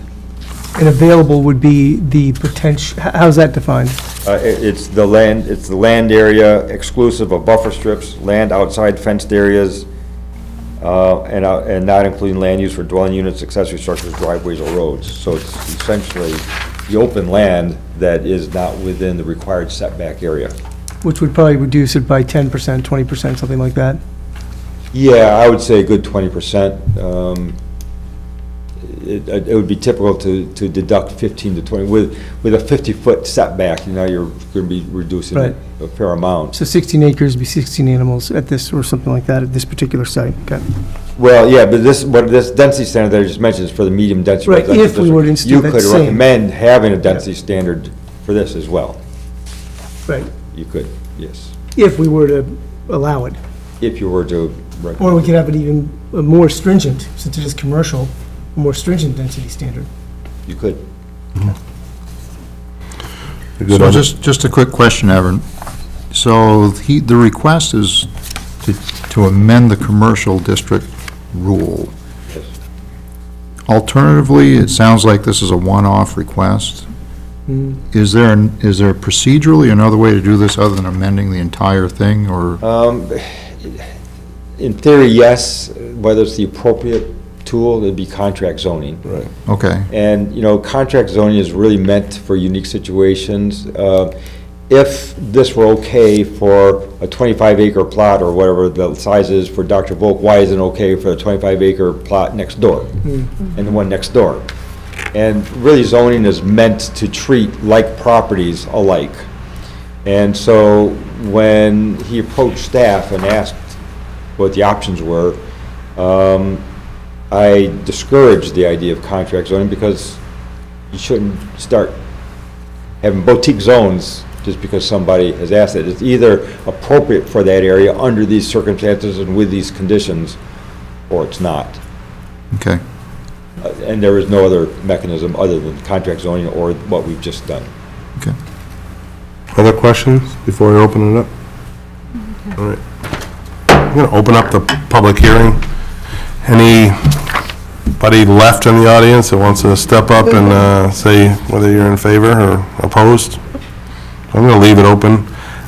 You do have a communication that came in late this afternoon from a property owner who does not live in this area but owns a property in this area. Of course, I misplaced mine. You need another one? Thank you. Yeah, it's in my stack behind me somewhere, but read this into the record then. Yes, please do. All right, we did receive this today from Rod Elliott at 4:10 this afternoon. Rod says, Evan, I'm writing you in response to a letter I received concerning a request to amend sections 18-106 and 18-124 of the land use ordinance to allow barnyard animals in the commercial 1 district west of Interstate 95. Daniel Rush and I, Roderick Elliott, strongly oppose the proposed amendment. We are the owners of lots 7 and 8, tax map 10. We have significant investment in our property and intend it to be used for commercial purposes as the town of Orono intended. We believe the proposed amendment has the potential to endanger that use. He lists several reasons. Number one, a change is being considered to satisfy a specific request, but would open the door now and in the future, not only for the requesting lot owner, but also for any qualifying lot to house any quantity of any farm or barnyard animals. Number two, farm or barnyard animals is an extremely broad term. With a current litigious society, it would be difficult and costly to remedy an abuse of the farm/barnyard animal designation. Number three, I was involved with agricultural lending for over 35 years and have no problem with farm sites and odors. However, many people do, and commercial entities are very aware of that fact and would not be inclined to locate next to or near a situation adverse to their clientele. Next to or downwind from pigs, horses, chickens, or goats, or any other animals may be fine for an Agway or John Deere, but would not mix well with hotel, restaurant, auto dealer, clothing, and other non-agricultural businesses. 4, the property and animals/pets may not be well kept. My experience dealing with individuals wishing to be hobby or gentleman farmers is dismal. Intentions are good, but the hobby typically requires much more effort, time, and money than was anticipated. Property condition suffers.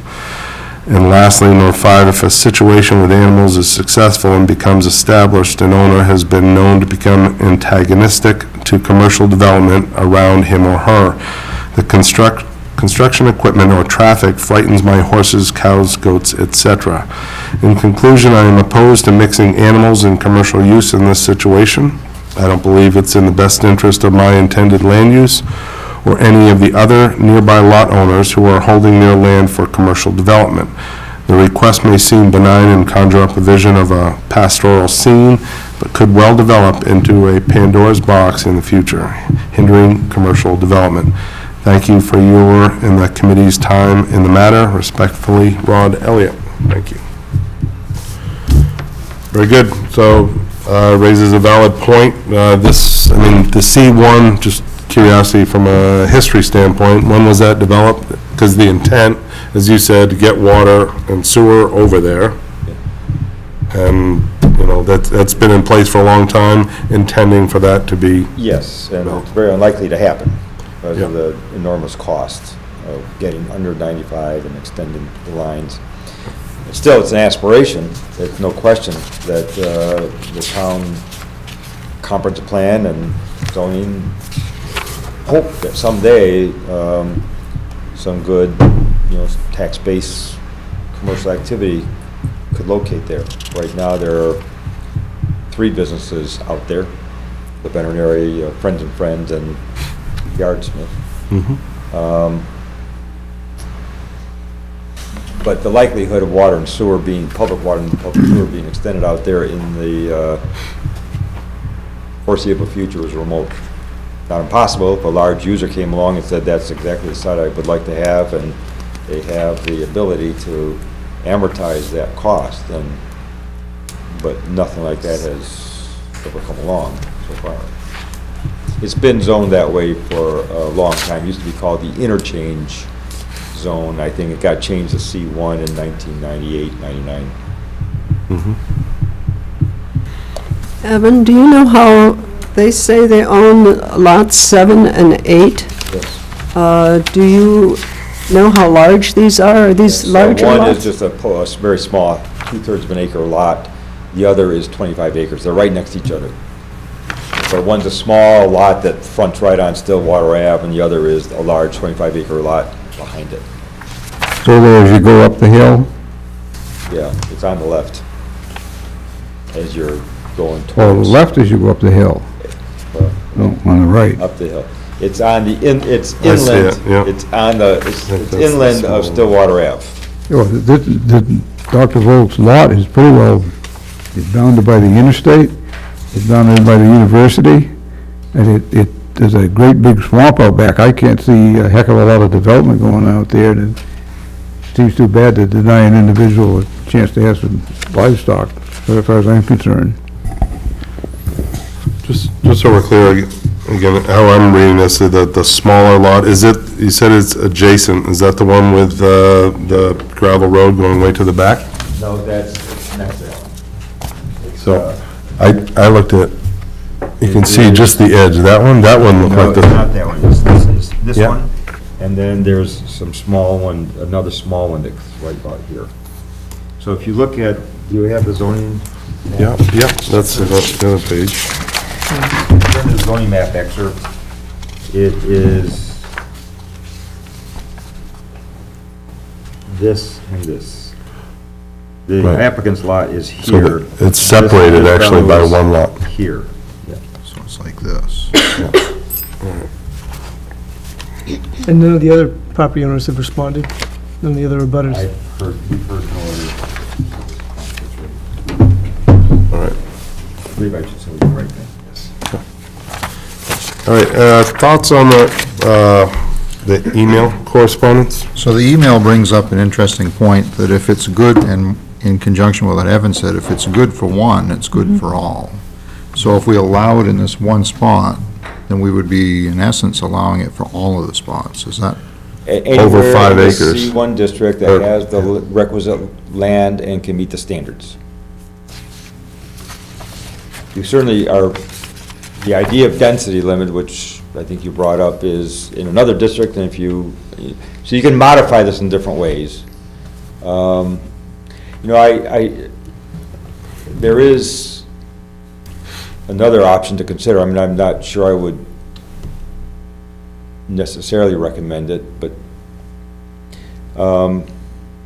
if it gives you comfort as a public health, safety, welfare matter, that the keeping of barnyards in a commercial district more likely to be a benign use if it was associated with a professional facility involved with the caring of animals. That's what I wondered too. No, not because they're being treated, but because it's associated with that, and therefore it's probably going to be treated properly. I mean, from a vet business, I mean, I'm just thinking from a vet business, that the comment where property would be, go downhill, thinking if he wants to maintain his vet business, he probably, this example, he'd be less likely to let it, go to pot. One possibility, one possibility, I'll just say what the possibility is, and then I'll tell you what the pros and cons of that are, in my mind. Possibility is to really asterisk this and say that any lot in the C1 district involved with professional animal care, you know, veterinary service, and I don't know, I can't come up with the words, but maybe let's say veterinary service, can also keep barnyard animals as pets. You know, what you're doing is really customizing the zone for the situation, because there's only one veterinary service at present in the commercial one district in our town, and so you're saying you're customizing it without a contract zone. You're customizing it. The downside of that is just more philosophical than anything else. You do that sort of thing for this lot. It seems very... You might do it for, in another situation, say, well, we could do it and make it sound general, but we know it only applies to one lot. So I don't like that approach. I'd rather find a standard that you think is workable, that limits the potential. I would note that barnyard animals are allowed to be kept on at least 5 acres in much of the town. And, you know, I don't know of any issues that have arisen, except when they arise, it's because they're not meeting standards. And Bill goes out and talks to them. But other than that, you might ask the code enforcement officer if there are any big problems with Bill, keeping a are there any big problems?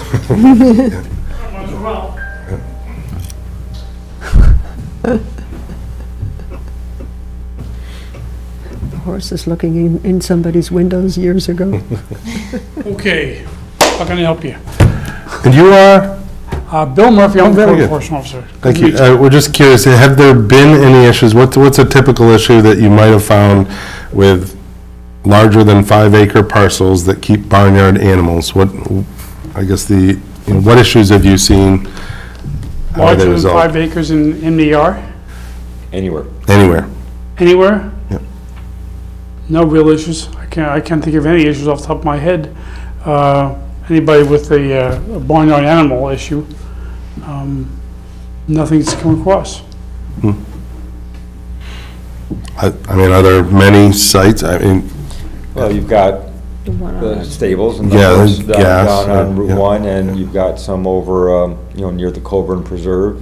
Yeah. And we've had a farmer who kept goats. He's not there any longer, but he was out there off of Forest Avenue. And for all I know, there are others. I don't, because they're allowed. Yep. They're allowed as a matter of right in the Forest and Agriculture District and in the low-density residential district, and they're allowed with particular standards, these 5 acre standards and so forth, in the MDR district. Okay. Any questions for Bill? Thank you. Okay. I have a question about how many commercial districts there are in Orono. We have the Commercial 1 district, which is limited to the area around exit 193. We have the Commercial 2 district, which is meant to be a neighborhood scale commercial district, mixed use with apartments and smaller businesses. And that's what's on Park Street. And that's on that small area where the Van Sickle is, and that's where the Penobscot Valley Dermatology is. So there are 4 or 5, and the tack shop down. There are about 5 of these relatively limited area C2 districts. And then there's Village Commercial. And so this, we're talking about just the C1 district? Yes. So the only area that we have that we're speaking about is this around 95, that exit? Exit 190. There was something at 191 too? That's an economic development zone, but that's not in play here. And when you gave your intro, Evan, you were making a distinction between the commercial district west of 95 and the commercial district that's more where the IGA Plaza, et cetera, is. I mean, in my mind, I can see that distinction, and knowing where this veterinary property is, I mean, it does seem more rural and even almost F&A-like than as you go further into town. It abuts the F&A district, and one option that we discussed with the owner is rezoning the F&A, but the problem with that is the veterinary's hospital would not be allowed in the FNA district, so that'd become a non-conforming use. Yeah, and I just think philosophically, to deny a veterinary practice, the right to have barnyard animals seems a little odd, but it might not be the standard that we're trying to get to. But I thought of the rezoning issue too, but then the gentleman that wrote the email, I mean, he appears to have bought that property with commercial interest, so They knew it going into it. My concern would be is if, I understand the practicality of this, but my concern is the bigger issue. If we endorse this and approve it, does it now open a floodgate of requests everywhere to change everything everywhere? In other words, the C2 district, and you know what I'm saying?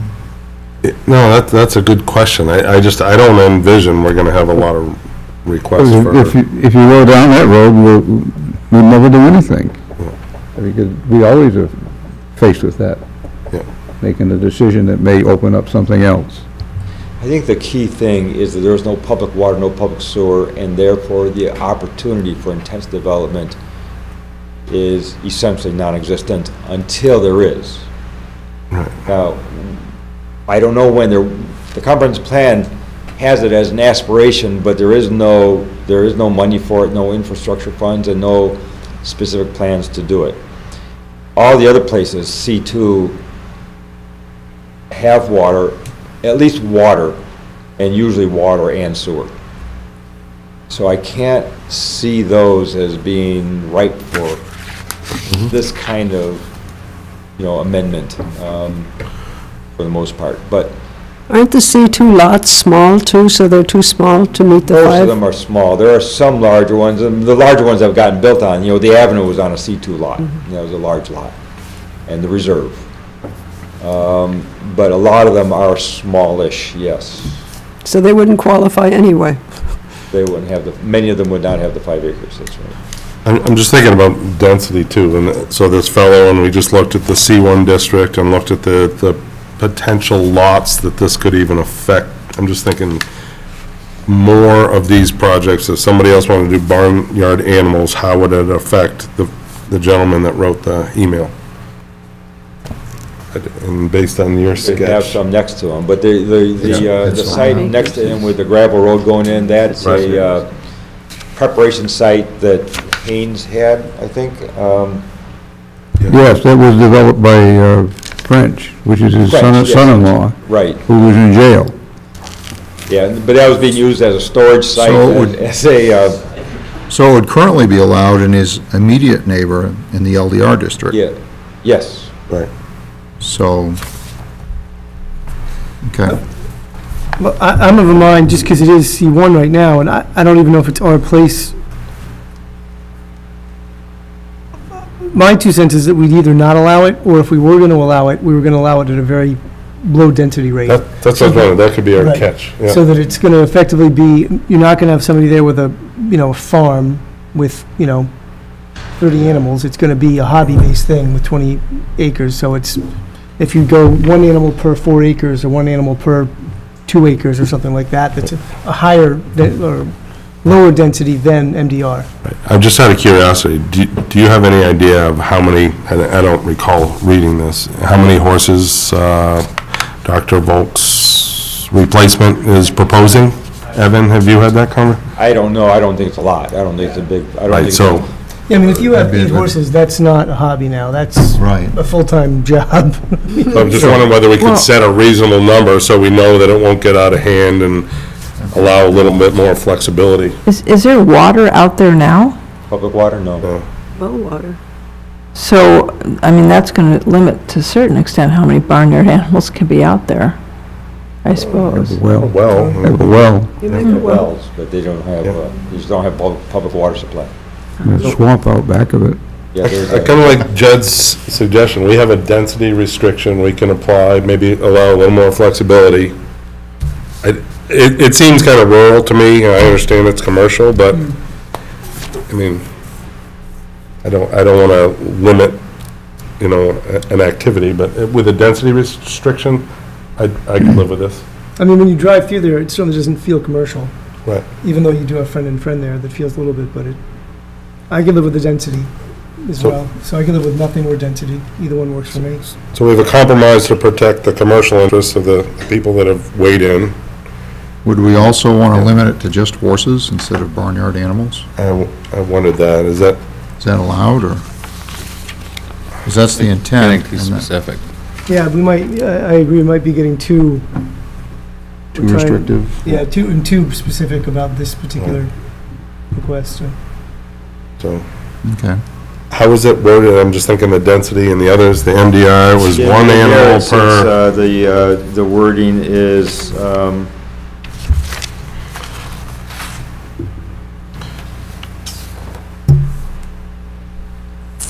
where is it now?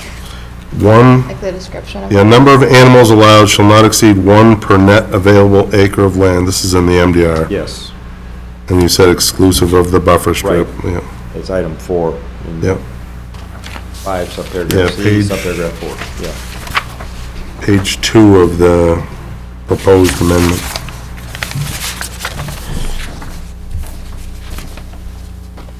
Is that restriction? I mean, is that density? I'd go up, Yeah. because that would allow 16 horses. That's a lot of Yeah. horses. Yeah. One per 2 acres? I'm open.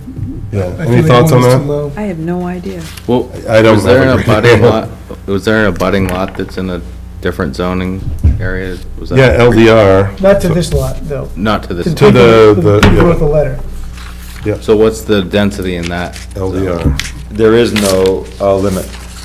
There is no density limit in the LDR district. How about one per every 3 acres? Ooh. I like it. Wow, we've got a 1 per 3, yeah. Well, Yeah. they've got 25 acres there on the veterinary place, so Yeah. they could still have 7 horses. Yeah. Well, remember, they got to subtract out the 50-foot. Yeah, but Setback anyway, they and could the still have a building and all fair, this. we're trying to keep the number of horses down, Yeah. so. Agreed. 3, 4, I mean, we need to have a fairly large number of acres to. Agreed. If the horses like to have friends, Places where somebody has lots of. they don't want to be there by So themselves. one, Or 7, you know. All right. the rate, All right, are we okay, just so we stay on track here, are we okay with considering this proposal, but with the density? We're in agreement on that? Are we okay? So then our next, But, what? Mr. Chairman, if you want, you could say Yeah. a relatively low density and such as 3 acres or something like that, and it's gonna go back to council. Okay, to Ooh, take there we go, your we'll put it on them. recommendation into consideration. On that one. Well, Yeah, I mean, we don't really have necessarily the background to know exactly what's what, but 3 acre, I'll say that the planning board was leaning towards that 3 acre. I like that idea, yeah. How does that sound? It's good to me. With a 3 is a decent good. number? 2 acres, yeah. What's that? 2 acres. I'm with Dave, 2 acre. I mean, Okay. it seems arbitrary, but Because once Okay. you take out the 50-foot and whatever else you have to take out, it's going to reduce the acreage. Okay, so Evan, we've heard a relatively low, because you were gonna keep that, and we, the board had mentioned 2 or 3 acres. I think So 2 far. acres, we're going to get a lot of horses. Okay. I think we really, if we mean to limit the number of horses, we got to up the acres. Okay. All right, so, well, let's just go down the horn. You're up, what's your number, 2 or 3? I would go 1 to 2. I'd 1 go, to 2, I'd go 3. 3, 3. 3 or 4. 3 or 4.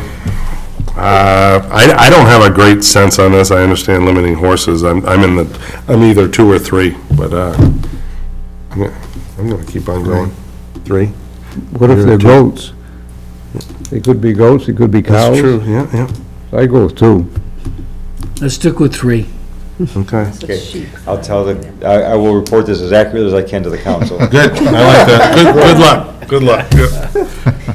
Okay then, so we are making a recommendation. I need a to motion. recommend this amendment with the changes that you have been discussing. Very good.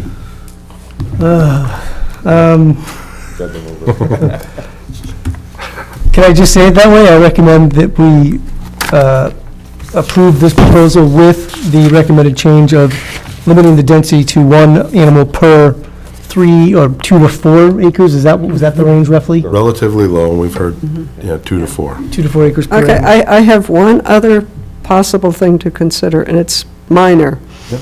So I think we can dispose of it quickly, and that is for the MDR, the last item goes on and says, a mature small animal, barnyard animal must weigh less than 20 pounds. The keeping of small barnyard animals shall not have adverse impact on adjoining property.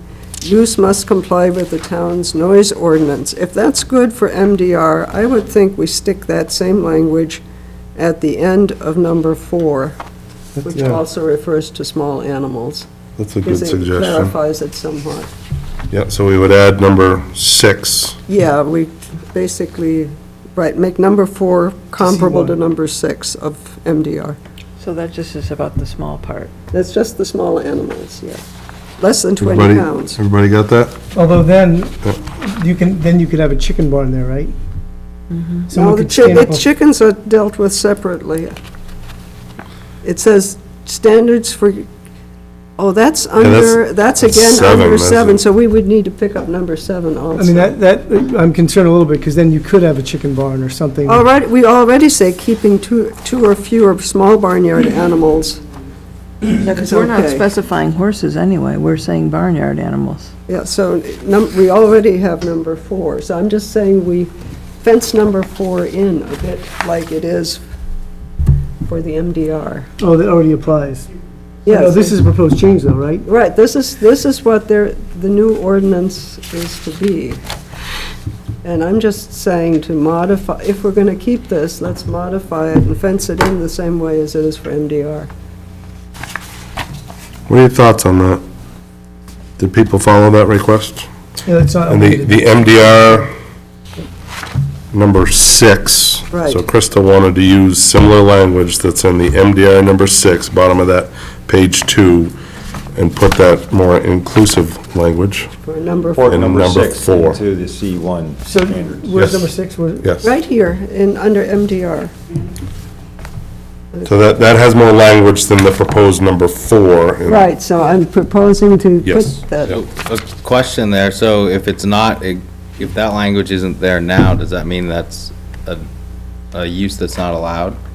No, that, it already says that that language, Yeah, it some of says the small language is barn. already there. Right, it's already partially there, and it's limited to 2 or fewer, or whatever it is, so it's. Right, it's the same as Very for, constrained. It makes sense to have the language be the same, to me at least. I agree. yeah, Seems it's like it'd be already there, we're consistent not if we did adding a that. new. Yeah. So number 4 in the proposed commercial 1 district provisions would be the same as number 6 on the With previous MDR. page for MDR. Right. Look at MDR. Yeah, I got it. Comments on that? Yeah. That makes sense, that's just consistency to me, but, all right, we're gonna include that one too, so, Do I need to add that?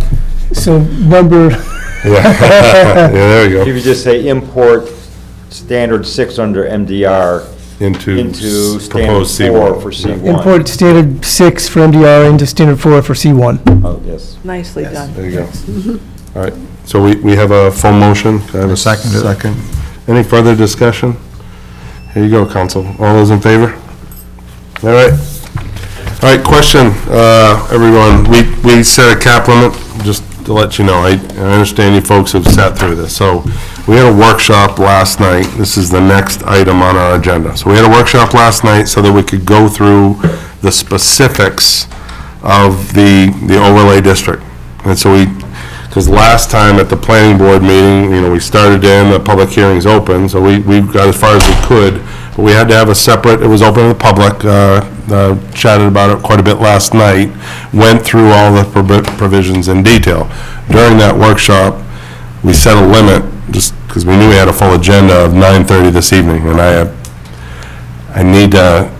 understand you're here for that, but I do want to talk to the board, because we're at 9:15 now, and I just want to know, the public hearing's open, perhaps I could take comment, but we're up against our time limit in a little bit.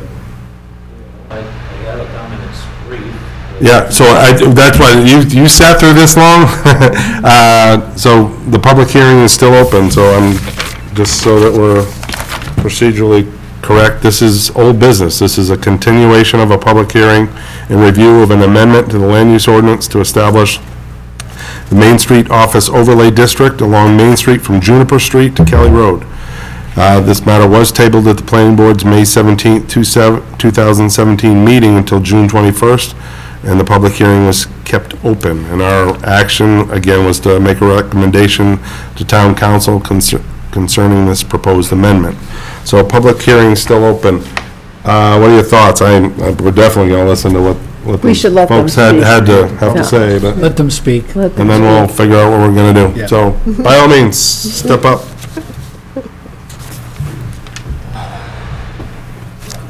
Hi, I'm Jeff Gillette. I live at 115 Main Street. It's one of the old houses, one of the ones, I think, under consideration for site reviews, for sightline guidance, if you will. But not familiar with the vernacular. But I'd like to say thank you for all of you for sitting so late and doing what you do. So appreciate it. Now that I've been sitting here for 2 hours, then I appreciate it even more. So as I said, I have an old house. It was built in 1834. It's the one with the butter churn on the front porch. That's an inside joke. But I did have a question, and that was about just a clarification, I guess. I understand that these criteria that have been directed at these kind of properties apply to houses or properties if they're going to be used for an office, but they do not apply otherwise. Is that correct? Correct. The standards and the incentives are only if you choose to go down that path and use your residence. Okay, because I know that Mr. Rickard and I talked about that, and he made mention of that, and I thought that was good, and that certainly has mollified me. I have no intentions of creating an office in my home anytime soon. The only comment I have beyond that is to say I'm not really in favor of this process because I see it as sort of creeping commercialism. I've seen it in Main Street. I've lived here for 25 years. I've seen things happening up at the other end, at the far end of Main Street, and I'm concerned that over time it'll end up down at this end of Main Street. I don't know what the forces are that are driving this. I think we have a very strong and robust real estate market, and I'm perplexed why people feel the need to alter the character of Main Street. You know, on a personal note, I've raised 4 children here, and they're all grown and gone, and it's been a wonderful experience, and I'd like to, you know, give that to somebody else before I'm done. So I guess that's really all I have. But thank you. Very good. Thanks for staying through this. Yep.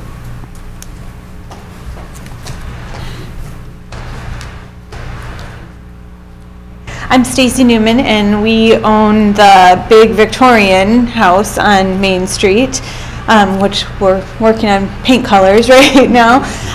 But I'm also kind of perplexed at the push to open up the historical homes on Main Street for businesses, because it seems like we've lived here for 2 years. I know that there are families vying to move into Orono. Our school districts, our schools are getting more and more students, and so I think our community is thriving.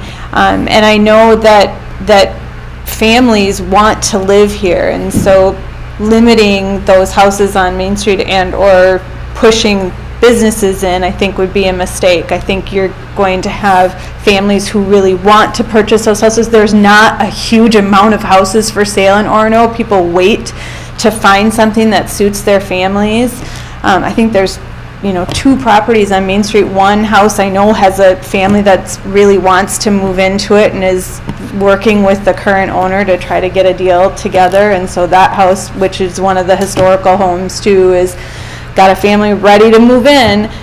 So I feel like it would be, why a push to make that change when we can obviously keep a thriving community going, and I know that families are really happy to be in our community. So thank you.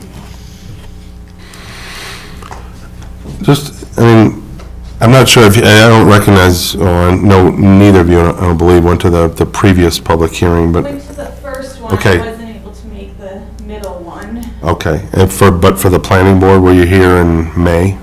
No, that was one Right. I couldn't make. There was a Okay. previous meeting. Public meeting, a workshop. Yeah, a public meeting. But I guess, for your edification, I think you've already spoken with Evan, but do you, I'm going to pass to you if you could just give a quickie summary again of why I'll give a this quick is. summary, and yeah. these are good points, because Correct. things change, and Yeah. as we've discussed a lot. The rationale arose during the comprehensive plan for two reasons.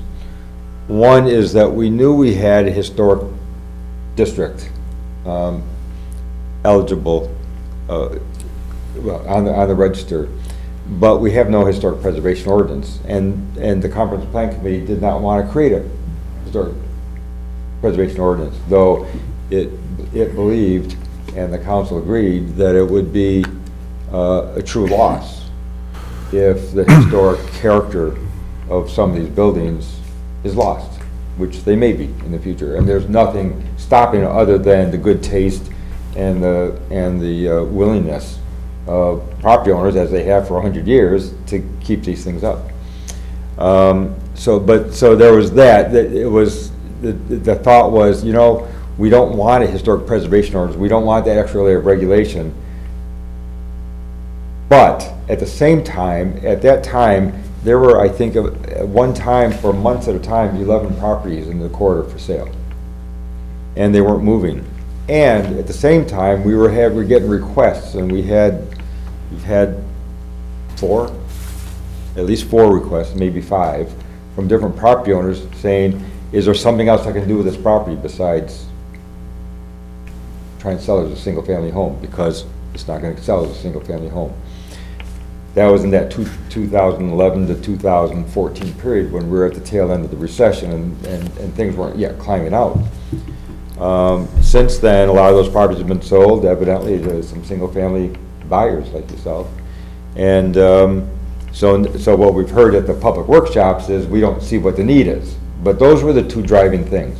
So the idea, those two things got paired together to say, well, why don't we allow some very limited additional use, such as office use or other low-impact use, now it's just office use, if in return the property owner who takes advantage of that opportunity also commits to maintaining the historic architecture. And so it became an incentive-based approach. And so that's how it started out, that's how it's been developed, and we're in the process now in 2017, 3 years later, after the plan was written and adopted, trying to implement, but now the economy's changed until the next recession. And when the next recession hits, the question is, will there be enough folks like you all out there to buy the properties as single-family homes and to be willing to maintain 3, 4, and 5,000 square foot buildings in the way that would preserve their architectural integrity? Those are the questions. A lot of communities just go to an architectural, historic preservation ordinance. Bangor has several districts and a preservation ordinance, and Hamden has a historic preservation ordinance, and Freeport and Kennebunk and Portland and a number of communities may have gone that direction. Orono has chosen not to go in that direction, except on this potentially on this very limited basis as an incentive-based approach. So that's the rationale, and trying to find the right increment without inviting a wholesale change in the character of that corridor or of use. So some of the successes, and we talked about this in our workshop, people hold up the Rainstorm property as a success. Right. But I agree with that. I just think that, I think the change from 2011 to 2017 you have to look at where we're at now. And I agree that there might be another recession. There will be. And if you are going to put a business in, I definitely think that there should be something attached to that that's all right, I apologize. I don't know if we need this. If you could, if you could repeat that. So Stacy Newman, 124 Main Street. I agree that, if if the council is going to recommend that the ordinance be changed and that office space be allowed by an owner, a property owner, that there be those restrictions on it so that the historical preservation can be there. I personally would like to see single-family homes sold as single-family homes and not have, and to have businesses have to do exactly what we saw tonight, despite the fact that that's a lot of work and that's a rigmarole for businesses. But I think that a case-by-case basis for a business wanting to come in, especially on Main Street, is a far better way of approaching that issue with the historical preservation of our community as a whole. We want Main Street to not be creeping businesses. There's value to families living on Main Street, that there's value to our town for that. And so I feel like if the council goes in the direction of approving the ordinance change, then I'd like to see them have, offices have a requirement like the one you're talking, like the business, because they do a great job. I'd like to see that for everybody, but I feel that the change is not necessary at this time, and I'd like it to just be a case-by-case basis. If a property owner on Main Street wants to have a business, then they apply for a use ordinance change for that particular property. Mr. Chair, can I ask a question?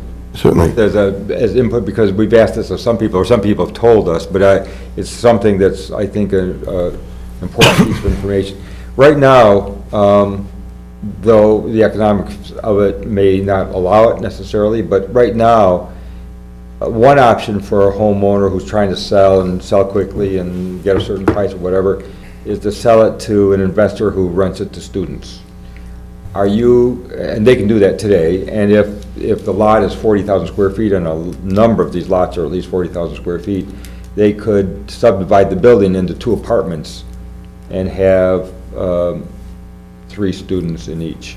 Right, and is that good? Is that more preferable than the office? No, well, I think that I think the next item on the agenda, which you may not be getting to tonight, is the maintenance of the rental properties on Main Street and how we've got some properties that are being rented out on Main Street that are, falling apart right now. And so we're going to require a business to maintain, but we're not requiring current property owners or rental property owners to maintain the properties in any way, shape, or form. So I think in some ways, some of those rental properties have a more negative impact than a business like I can't remember the name of Rainstorm. Rainstorm has. I mean, Rainstorm's in one of the most beautifully kept up Victorian homes on Main Street,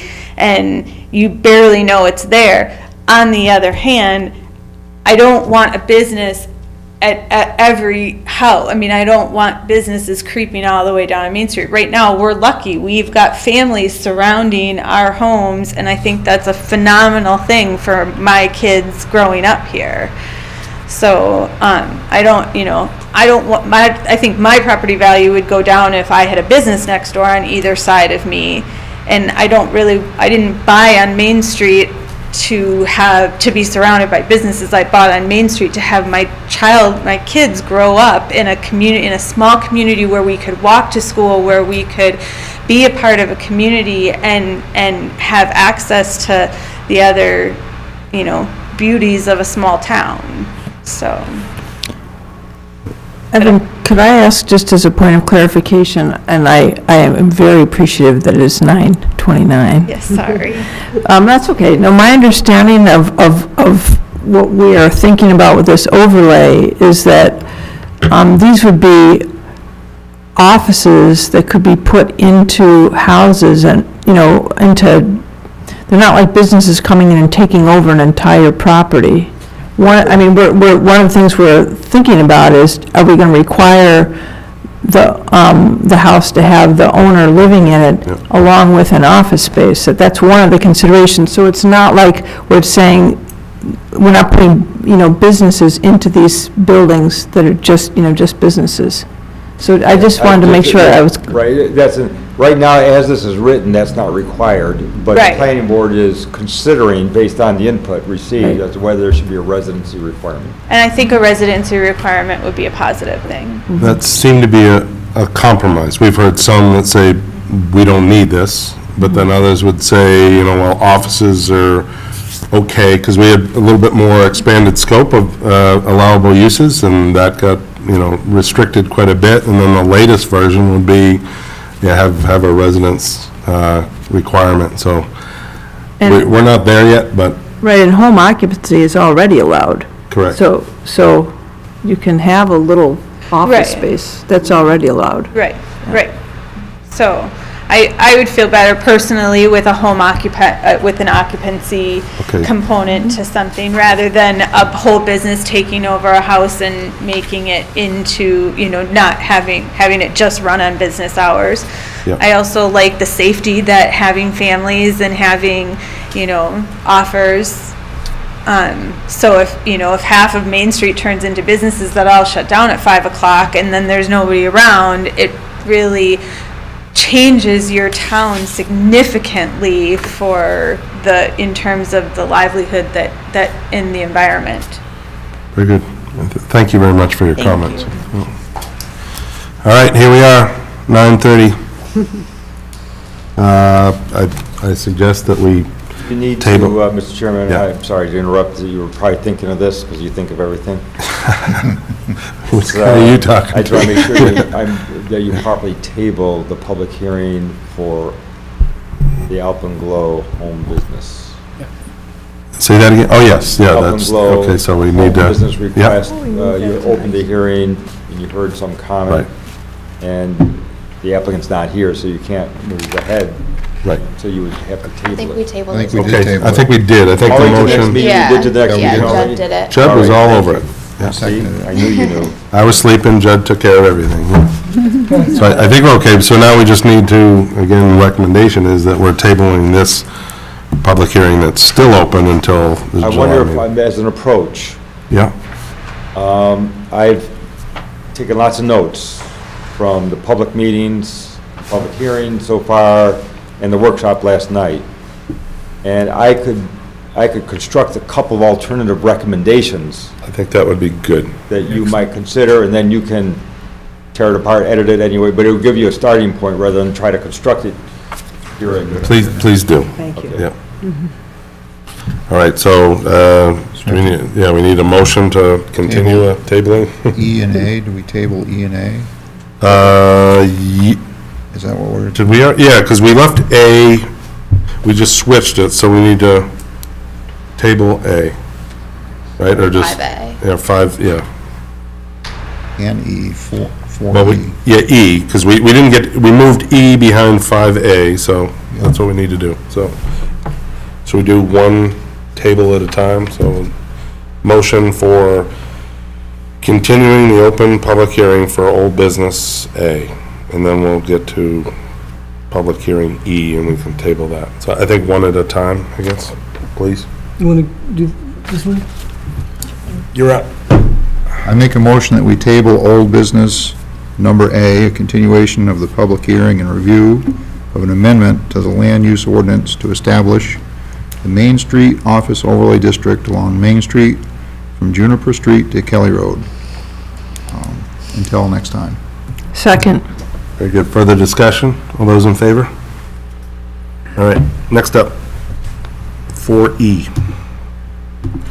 I make a motion that we table an amendment to section 1831 of the land use ordinance and the addition of a section 18150 of the land use ordinance defining student homes and certain standards of student homes until the next meeting. Second. Very good. Further discussion?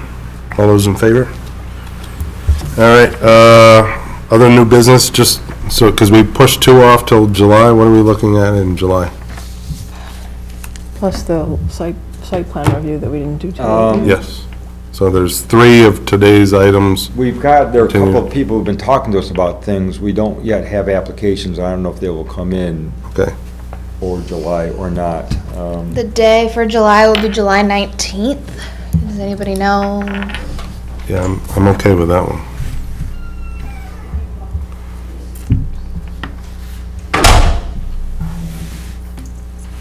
Yep, I'm available. Okay.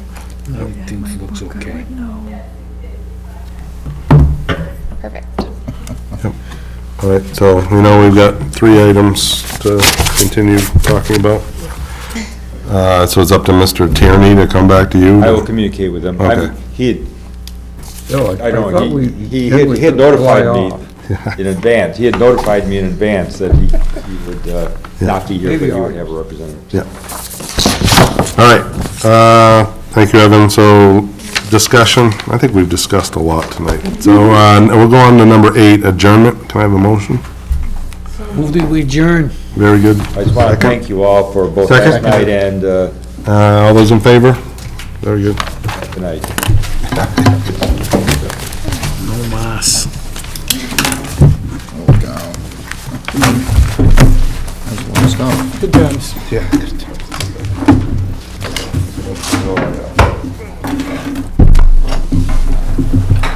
I didn't really look at the agenda until later this afternoon, and I realized there's no way we're getting through it. No, well, I thought there was a chance, but some of them took a lot longer than I would have thought.